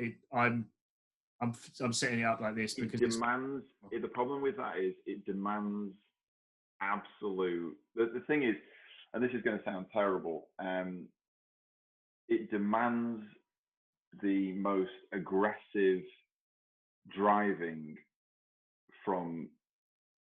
So for example, when we went to Next Level in Poland, Pert said to us, he said, "Yo, you guys just sort of fucking hit it straight out of the blocks. You guys don't sort of pace yourselves." And I was like, "What do you mean pace yourselves?" He's like, "Well, in the US, we sort of like we practice throughout the day, and then the final couple of hours, we sort of we just like smash it as hard as we possibly can." And we're like, and then some people thinking, like well, should we be doing that? Should we? We spend the entire day. We spend the entire day just like I'll go like, "There's Dannny, there's Dan, there's Saule. Let's just fucking get out and have some fucking fun." Because it's very unlikely, because of the way UK tracks work, that we're able to get ourselves out as a either threesome, foursome, or whatever. Threesome. The problem is it's threesome. But my point is, it's a struggle because it means that you have to be, well, for us anyway, we have to be absolutely fucking on it for like 8 hours of a drift day in order to.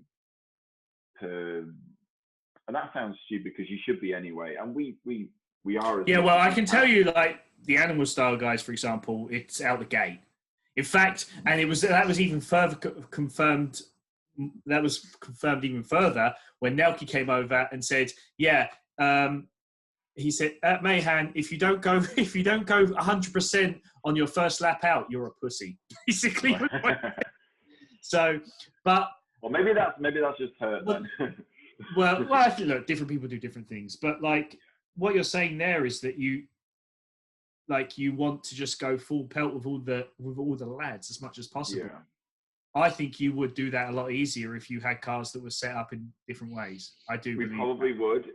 And don't get me wrong, Billy. I imagine as time progresses, you've got to remember. Alex, you're about to say that you're going to raise your car in No, for a great deal of time, just listen to me. For a great deal of time, I spent probably between 2011 to 2014 trying to adhere to the BDC MSA rulebook, right? Okay, so that meant I couldn't modify things the way that, let's say, Julian Jacobs had modified the subframe, modified the chassis to accommodate a subframe. And I was kind of sour about the fact that they changed a lot of those rules the further into the BDC's lifetime it got. And I suddenly realized I was trying to make a low car that I liked looking at. Like I like looking at my car drifting with my friends and with people on track at competition.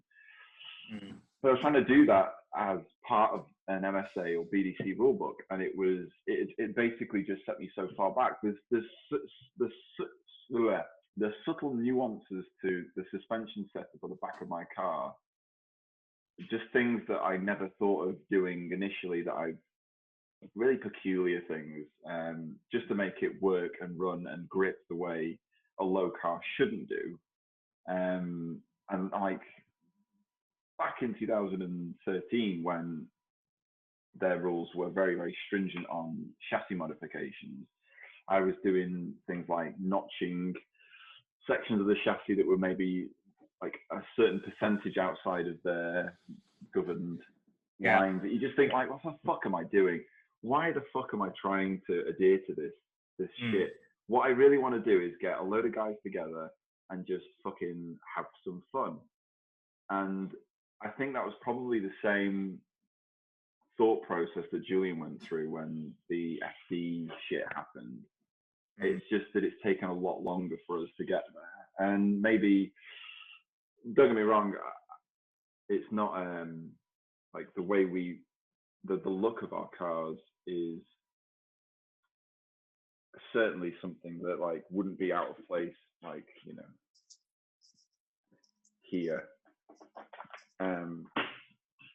But it doesn't make our lives easier. And I think in spite of that difficulty, that it's almost like hindering yourself and doing it in spite. So like when me and Dannny did that run at the last Rockingham that I did last year, where we were like fucking bumper to bumper, like perfectly like couldn't be any more perfect. That was in spite of. Couldn't have been any more perfect. I don't personally think it could have done. I don't think it could have done. Yeah, I think it could have been, because we all can. The only thing that would have improved it is Danny's rear bumper being on. That was it. Yeah. It can always be faster for a start. But in that instance, is faster better? Is faster better? Yeah, faster is better. Yeah. Oh, I don't know. Yeah. In that instance, if Danny's bumper had been on, I would be owing Dannny a bumper at this point. But that goes back to like, you have to make peace with smashing your car up and smashing each other's car up. Like if you want to properly drive.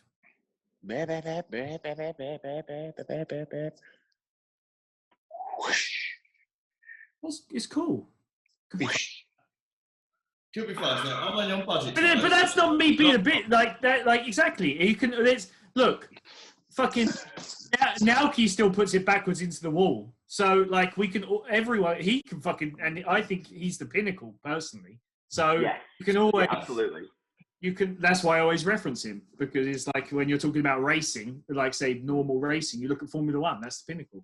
But like, you know, at the end of the day, like it all comes from me just wanting people to have as much fun as possible. And I think this setup of car that I've seen a lot of people who were once into the really low kind of thing, like C's garage, like even Naoki, we look back in like early 2000s, his car was really did. I included it in the last podcast. I did, not the last podcast, the podcast before that. It was a shot from 2003, 2004. And fucking Noki turns up with a PS that's absolutely fucking slammed. And I'm like, yes.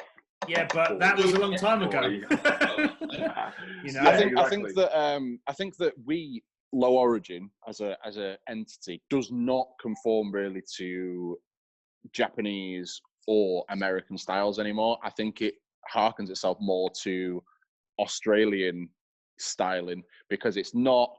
I mean, UK and Australia are very similar anyway when it comes to us and the people that we hang around and drive with, specifically STL. It's not Japanese. It is Japanese oriented, but it's not. I think it follows more of an Australian line. You look at the cars that are there, 9 times out of 10, they're all slammed. They're all fucking railed, unless they're comp cars, which even then, a lot of them are quite fucking low. Then you don't get any Mito fucking fitment with Saurians and shit anywhere. You don't get Wisefab this. You don't really get that. They are great looking cars. I'm not saying we stole the G Corp livery, but we may have done. Yeah. And it was 2000. It was 2014. So just shut. I think for me though, it just comes down to drifting. If that's what it's all about.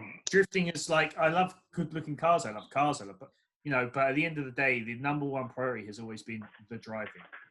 And that's where you guys got it from. But yeah, that pretty much is our cars, isn't it? We didn't steal this. Honestly, we didn't steal this. This is totally different. This is legally different. If everyone can just. Do you know what I'd really love? I think, and it's what changed my mind, because I was into the thing. I think everyone knows that that was kind of my thing, and you just sold yourself out. But what I'd love for you guys to do is to come to a Super D event and like ride with the animal style guys and stuff. And I think that's what for me. That's what it did. Being around this, going in these cars and realize, oh yeah, these cars, once you develop your driving or whatever, they can do something more than a slam car can. You're coming up for that fucking curb that has a 3-inch drop off and you can keep it pinned. But the last car that I drove was a 600 horsepower 2J 180 that is a comp spec car, the old hit and run car, which is Tim's car, and it handles. It was literally jump in, drive it, fastest, probably the fastest. Wait, it is by far the fastest drift car I've ever driven. It was locked in second and would still fuck my car left, right, centre because a box had blown, but it was. Did you crash that car, Saul? No, I crashed Tyre's car. You're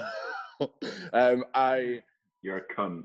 Yes, I know. I've crashed. So I drove Tim's car, and it was like on rails. It was a fucking great car. I can't remember if it was on slicks that day. I think it might have been on decent budgets. Decent tires, but not slicks. Fast as fuck. Didn't make me want to raise my car or put slicks on it or put 600 horsepower 2J in it, purely just for the fact of, although it drove great and you could literally rail that car all day, I don't think it's really much different. I don't think that I would be any better driving that car than driving my car. For me, that car that I drove in Nico, it felt, I'm not going to say easier, but it kind of felt easier. I'm not going to say it felt like cheating. Yeah, it kind of felt like cheating. JZX is very different to an S14 as well, though. I mean, I think the one thing I like is how chuckable a 180 is compared to, or a 13 is compared to a 40. A 14, they feel a lot different. Are more, they are. There is definitely a little difference there. They are. But I felt like the car was just almost. I think most S bodies are. You can pretty much jump in any of them and turnkey go. I think that they share obviously a lot of parts and they're the same kind of platform. Yeah. Literally, is just a preference between. You can throw down in any of them. It's look, I'm not a good enough driver yet. Anyway, I can say I need an S13 because I want to do this. Naoki can say those things. I can't, and he still throws down in 14s, 15s, 13s, everything. So, but I think a 13, if you do want to just do that aggressive chucking kind of driving, I think an S13 is slightly better. But I mean, you can do 19. It's a short wheelbase. It's just a short wheelbase. Yeah, basically. Yeah. Like my car is only about 10 to 15 mil longer than Dave Bastin's A86. Really? Yeah. I must admit, I found that 90 Mark II really easy to transition. I remember the guy that was sat in with me, who he kept on saying no handbrake, no handbrake, and I was like, okay. Like there's just a very long car. It's a very long car. I was like, yeah, you're telling you to use the weight. Yeah. So I was like, okay. So I just started as you do. And I had the entire day. So I just chuck the fucking thing like I was expecting a crash. And then suddenly it rewards you. A long wheelbase car rewards you with, it's okay. here is the set angle that we will sit at, and we will just maintain this angle throughout the corner until you're ready to exit the corner, upon which time you will turning this doesn't do shit. It just stays where it is. It was really weird, and to kind of put it like, I think like S chassis are to really oversimplify it, but I think put it in a good way. S chassis are entry cars. JZXs are power sliding cars. Yeah, I'm with you there. You know, don't tell that to Steve Boy though. He's a fucking lunatic. Steve doesn't make sense in any fucking paradigm. Steve is the only guy I know, right, who when he's in Mexico, it drives sucks his mate harder on the street than on the track.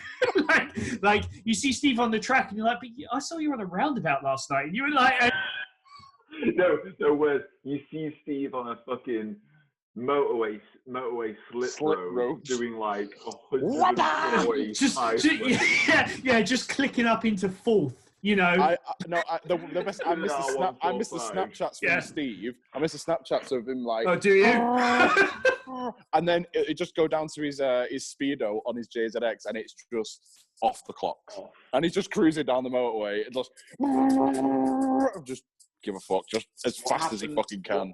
What happened to that Passat? Did he crash? No. We didn't. No. Oh no, he probably shouldn't. You probably shouldn't. No. I think I might know the Passat you're talking about, but he avoided some. I don't know. Some a roundabout. He avoided a roundabout. A situation. Yeah. All right. Now, Steve, I love Steve. Some of my best memories of driving with Steve. Oh, such a good cunt. It would be really nice if Steve could do more driving. Steve, never listen to this or watch this, but please get never in my life have I ever experienced such liabilities as Steve and Sean on a night out. We were on our way out. Yeah, I've had a few. Was it for your stag do, Alex, when we were on our way out into town? And before we were literally at the bottom of my road in a taxi, and Sean's dick was in Steve's mouth. Yeah. Dick in mouth. We were all just like, we were all like, it's 10 o'clock. What's going on? Like, in the morning. Wow. A memory I'll never forget is being in Birmingham out on a night out with Steve and who else was it? It was Ali. Ali here. There was somebody. Probably Jiggins, John Jiggins. No. It was, yeah. I don't think it was. No, there was. No, it wasn't. Was this when we went to the whiskey jar? No, that was Birmingham. Yeah. This was in Birmingham. No, we don't talk about Birmingham, Steve. Oh, well, I do. And, well, this is just the story I have. And anyway, the night, it was about 3 o'clock in the morning, and we'd all decided that it wasn't, none of us were prepared for the night to be over yet. But obviously, a lot of places are closed. But, you know, often at 3 o'clock in the morning, the only place you'll find open is people who still like party, i.e. gay bar. So, I thought you were going to say Lappies. So we went Lappies. Ali was like, "There's a gay bar around the corner. They'll still be open." So we yes, like, he did. Of course, Alistair did. Why did that? Alistair like, there's a gay bar there. I'm we sure went it around might there, be open. Look. And understandably, the bouncer saw like 3-4 like rowdy, probably, a particular sexual persuasion men coming up to the door, stopped us and said, "Look, guys, maybe this isn't for you." And at that point, like we just wanted more beer, so we were perfectly fine with going into the venue. And at that moment, when he said, "Maybe this isn't for you," a voice from behind me, a particular Kent voice, behind you, yeah, from behind me, said, "I'll fuck the man."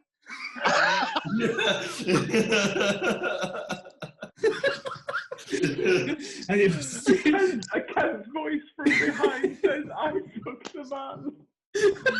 And that was the last thing that Billy remembered before he bolted up with a blown out arsehole. No, I remember way more after that, including Steve on a pole. But anyway, it was a good night. It was 2014, 2015. Fuck me, some shit happened.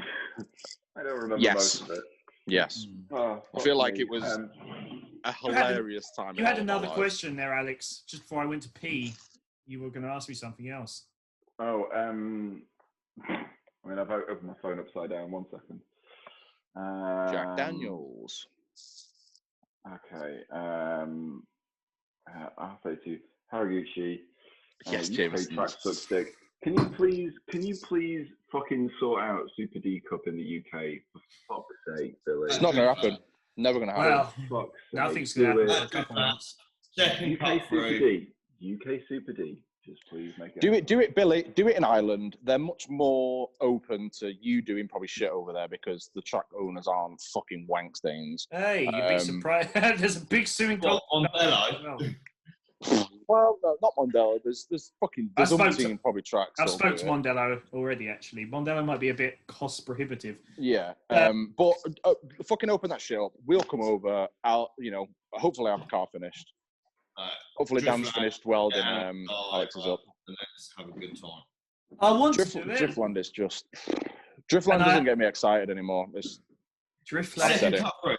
Second cut through is great.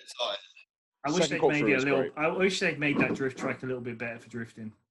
Yeah, Driftland needed to be like slightly longer, and it would have been perfect. I just think the corners haven't been. I mean, you could have really easily done a little bit more with the space. I mean, the sections of that tracks that were put in that are unusable. I mean, I remember, was it the second final boss that we did? They did the first cut through. When the fuck has anyone ever driven the first cut through since that event? I think that's actually where Dan piled into Fallon in the R32, wasn't it? When they it's a good hairpin to do, but I mean, what the fuck? Who wants to fucking do a hairpin? I mean, it's just Dan loves second hair. Dan loves second cut through. I think that back section where they've got that little like awkward S that's almost too hard to even drive through. They should have just that's the second cut. They should have just carried it from one side round to the other. You could have just built up speed and carried a load of speed onto the straight. Yeah, but if you straight, which has a bend in it. If you look at Driftland from an aerial view, where you've got the big corner, you've got the the verges that the marshals stand on.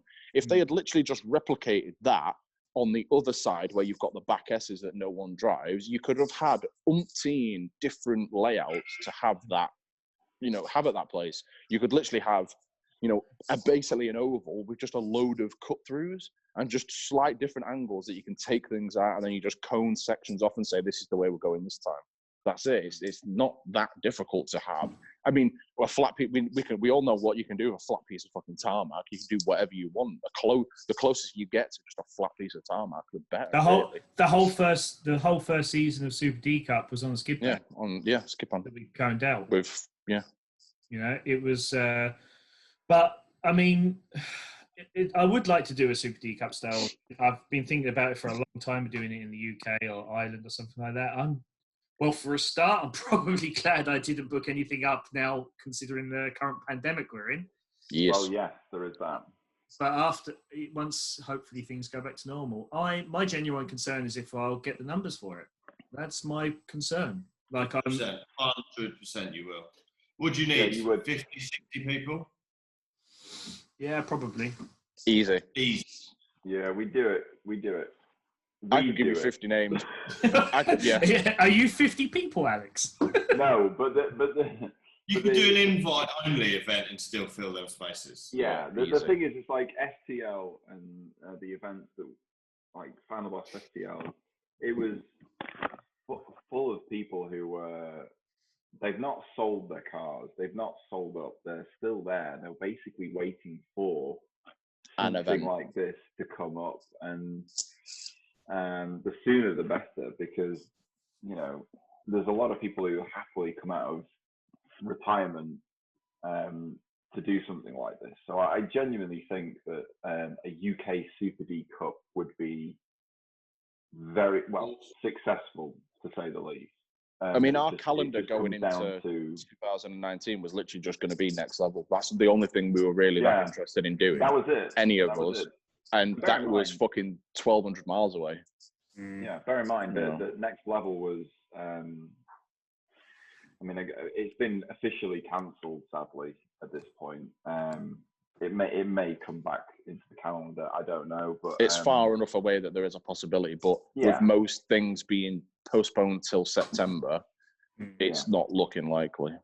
Yeah, no, but it would be great if it did. But something like that, it becomes this unicorn of an event that people just, by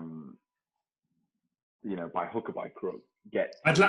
If I was doing it, it'd be nice if we had something like that in the UK, and I believe that something like Super D would be that. Would be that, exactly. Yeah, I really think I do think it would be positive because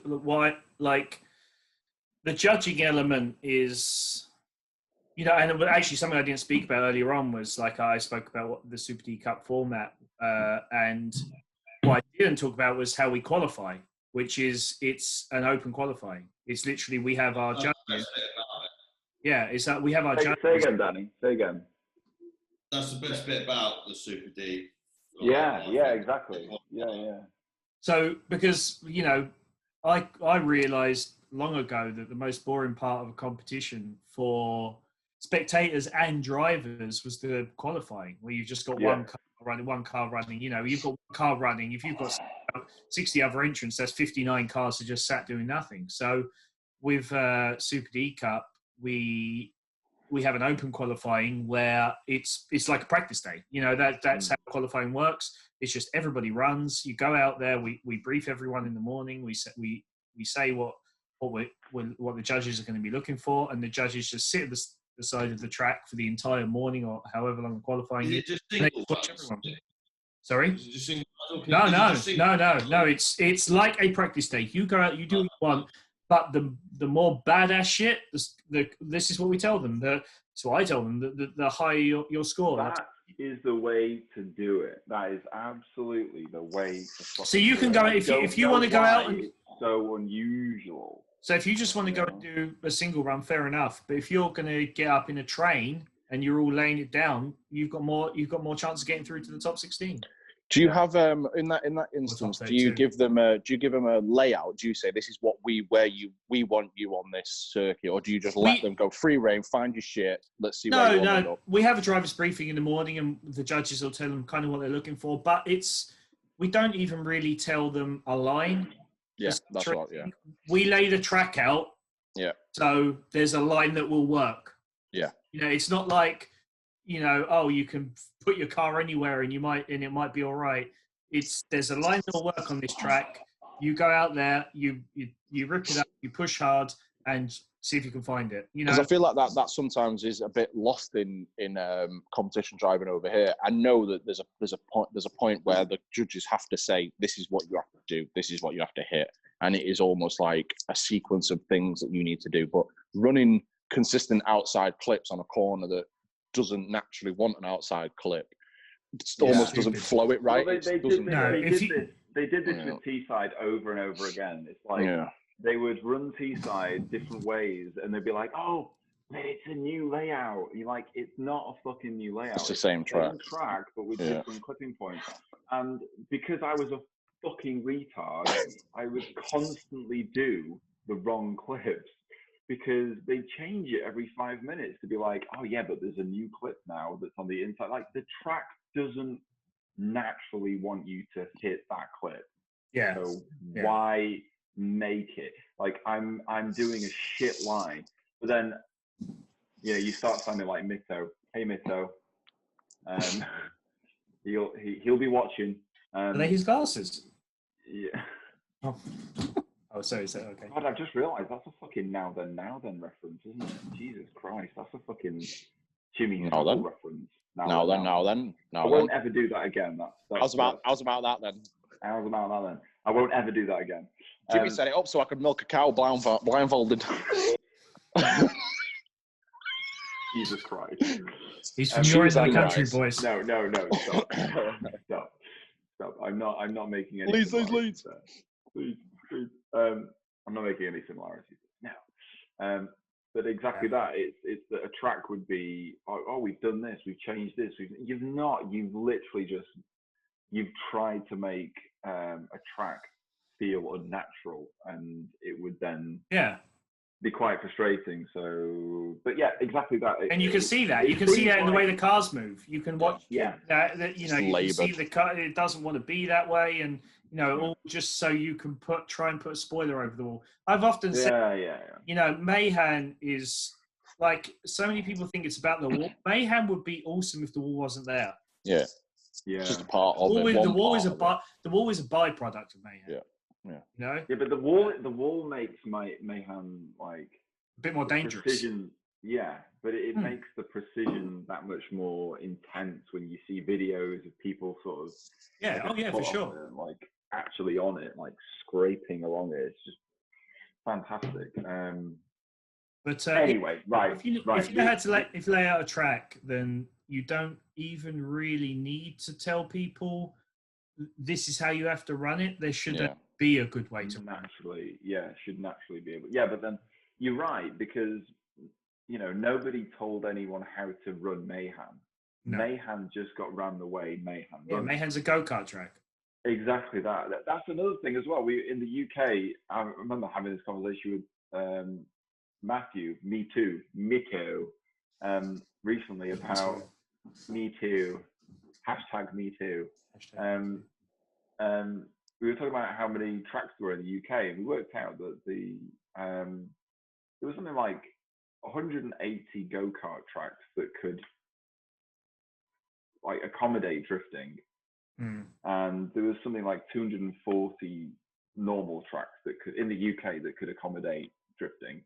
But it was that the go-kart tracks were so much more challenging, the way that they physically looked. They were laid out. Especially on like Google Earth. You look down and you think, fucking hell, that's a much more challenging track than, let's say, Silverstone. I know it sounds silly because Silverstone's a much it would be track. It's more technical. Challenging corners, but it's much more technical. And seemingly, I don't know, it's something that people should we should get involved in, go-kart tracks can be amazing fun. Most of the Ireland has one proper racetrack, Mondello. All the rest, everything is go-kart tracks. And there is some other drifting in Ireland, believe it or not, but it's all go-kart tracks. King of the Ring. But Gone. Yeah, so I mean, that's, and I think something I've been harking on about forever is judging in drifting. If you get good judges, you that's the key. They're getting judges that know what they're looking at, and makes a massive difference. A huge difference. They're like that, because people get behind. It's I remember this from Drift Cup. You get, especially on a live stream, if you get a good judge, people get behind and they're like, fucking, like, that looked cool and that was a significantly better run. And then there would be the technical runs that would be, you'd have to watch the run over and over and over again. But then something like that, where the BDC used to call one more time, would be just something that would be classified as a technical run. So you would then pull it apart as a judge and say why XYZ was better than the other driver. And I feel like, especially towards the end, I think a problem with a lot of judges is they look at. See, for me, what a judge needs to do is they need to be able to visualize. They need to be able to look at a track and visualize the absolutely perfect, if you like, 100-point run. Yeah. And they can see that in their mind. And it's very unlikely that anyone's going to hit that because it's so perfect. And you judge and then you score accordingly. But I think an issue we have a lot in judging is maybe judges that can't do that. So what they do is they look at a very good driver and say that's 100, what he's just done. But that's not pushing anyone, because you should still be pushing your absolute best driver to be better. Yeah. But if you're looking at your absolute best driver and saying, well, that's 100, then why does he need to push to do any better? And then what you have then is you have everyone just trying to stack up to that guy you're saying, oh well, that's perfect. Well, no, he could be pushing harder. Yeah. What good judging does is makes people sat in their comfort zone. I mean, I feel like Matt Carter, most of 2015, 2017 was just sat in a comfort zone. When, in actual fact, when you see him at Drift Masters now, it's like, fucking hell, Matt Carter, you can actually fucking drive, like incredibly. But anyway, we're at 2 hours and 16, which is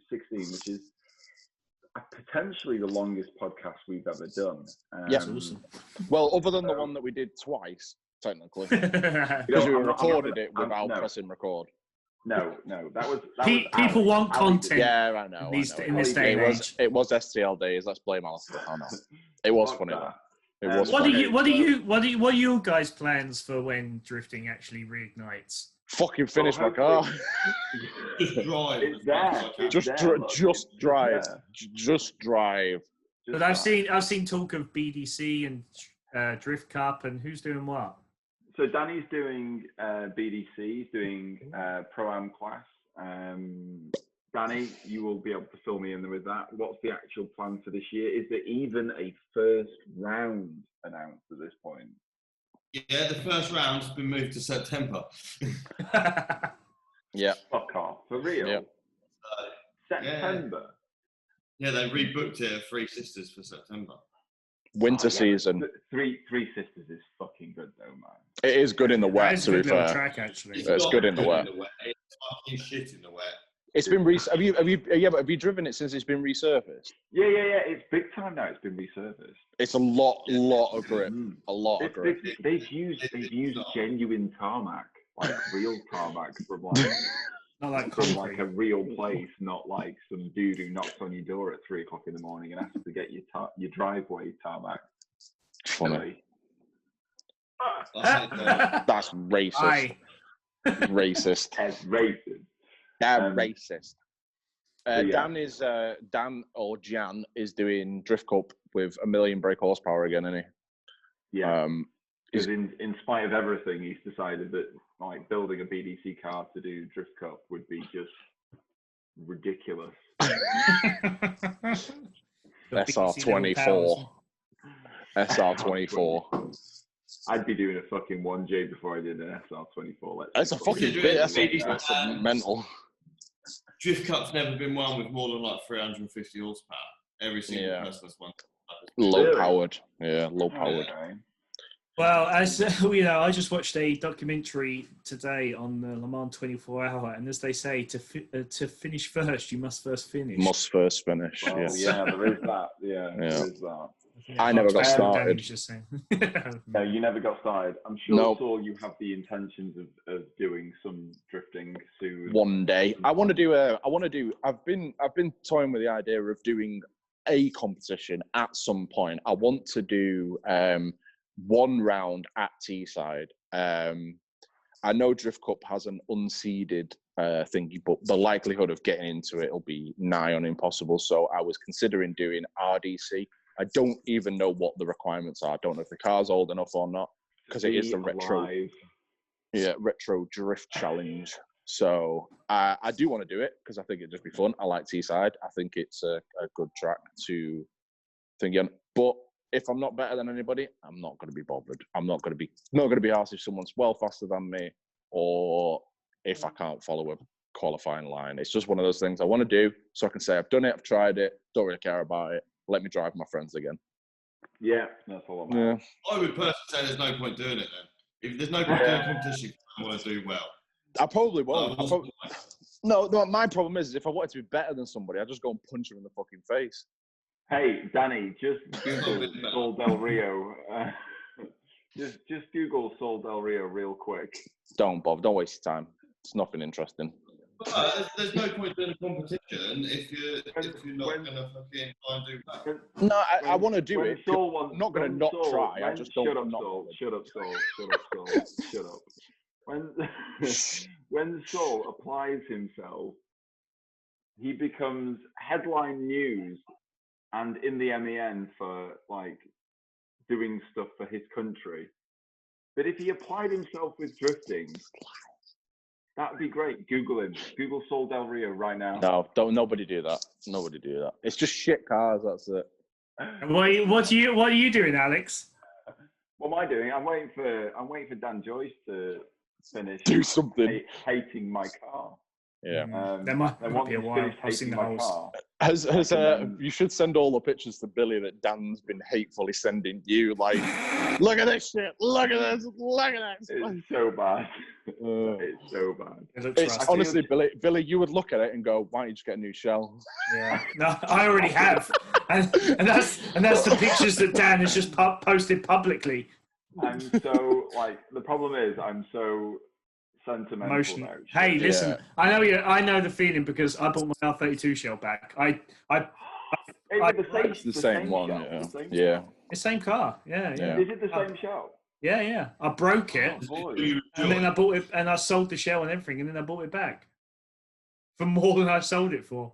Yeah, it's the way, isn't it? Sadness. Yeah. Not a lot more, but drifting. Listen, I feel like R32s are just going up in value. But anyway, I want to pile it into walls and other cars. So, okay. Do you know why I do this? I want to one day sit down with my grandkids and go, do you know what? This is what I did with my mates. And they'll all be like, Granddad, you're fucking insane. Those cars are worth a fortune. And I'll be like, who gives a fuck? I've said this. How much fun was it? I've said this to the animal style guys. Sometimes when they're like fucking bummed out and they've got like fucking no money because of whatever, I've said, you'll be able to tell your like grandkids or whatever someday, we shipped our cars to Japan. Yeah. I'd love to do that. And got like brought to New Zealand to drive drift cars, and like I'd be like, that's fucking that's not a bad story. Proper story. Yeah. Exactly. Hey guys, if you could bring back one UK drifter who isn't in UK drifting anymore, I'm gonna say who one would you thing, bring back? and I reckon it's gonna be Dan Chapman. Ooh.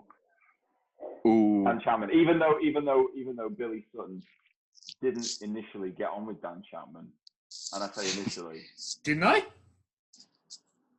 Was it not Billy Sutton? Was it someone else that didn't get on with Dan Chapman? I got everyone. It was his alter ego, Silly Button. Oh yeah, that was that guy. Maybe it was Silly Button. No, I always gone with Dan. That's how I introduced myself to Billy on the internet. I was like, Silly Button, and he was like, defo not heard that before. I know. Fuck my parents, eh? How'd they never put that one together? That was Max Malone. Max Malone would change the first and last letters. It wasn't Max Malone, trust me. It was way before Max Malone. Was it? Oh yeah. It was before drifting, Silly actually. I won't credit you. I won't credit you as Billy Sutton. I'll credit you as Silly Button. Silly Button. The title of this. Talking of which, we should call it a day because I need a piss. It's been an hour again. Oh God, yeah, I've drank so much. Mine would be Dan Chapman as well. Yeah, I was going to say it'd be Dan Chapman, and if Dan Chapman was still dicking about with RC cars and playing with his thumbs, it would have to be Bon. Oh yeah. Yes, Bon. Yes, because he's a fucking nutcase. I fist bumped him through the car. Alex, Bon is the reason that I have an R32. Because do you remember Bond's white R32 that he drove with Driftwood? I've seen pictures. I've never seen it in person. Yeah. I feel like that was JDM All Stars in Punchestown in Ireland. I went to watch that one day, and Bond was out there, and he was like smoke out the track so much. I thought it was a GTR that had been converted to rear-wheel drive. Turns out it was because I knew nothing then. It was like it must have been the best version, the fastest. Yeah, it was just a GTST, like fucked old R32 GT. Welded a bigger turbo to and put like pop ribbon on 5-glass over fenders and smoked the place out. Right, I'm gonna have to call it a day because this is gonna take an hour to fucking render, maybe even longer. Actually, about 4 or 5 hours to render. Thank you very much, Dannny Whyman, Saule Delrio, and of course Billy Sutton. I'd like to do this again because I feel like we've had a really good fucking time. I don't know where Dan Joyce has gone. Maybe he's busy. I miss you, Billy. I miss you, Billy. We all miss you, Billy. It'd be great to come to Manchester again, and we'll fucking hang out at the fucking. I know how much fun it was traveling the world with Ferraris and cool shit, and amazing, interesting people. Ferrari. But we're probably better. We're probably just as good. We're well better. It's good. Yeah. Now's the time to get back into drifting and be skin. For sure. Exactly. Yeah. Right. Bye, everybody. Let's do it again. Lower your car. Oh, race your cars. you nearly said lower your cars. You nearly did. I nearly did. Don't pretend you didn't. Then I remembered what year it was. Danny, you heard him, Danny. As Chris Tarrant, yeah. On the Millionaire, can I take your first answer? Lower your cars. Race your cars. Right. Have fun. All right. Bye. Peace. Bye.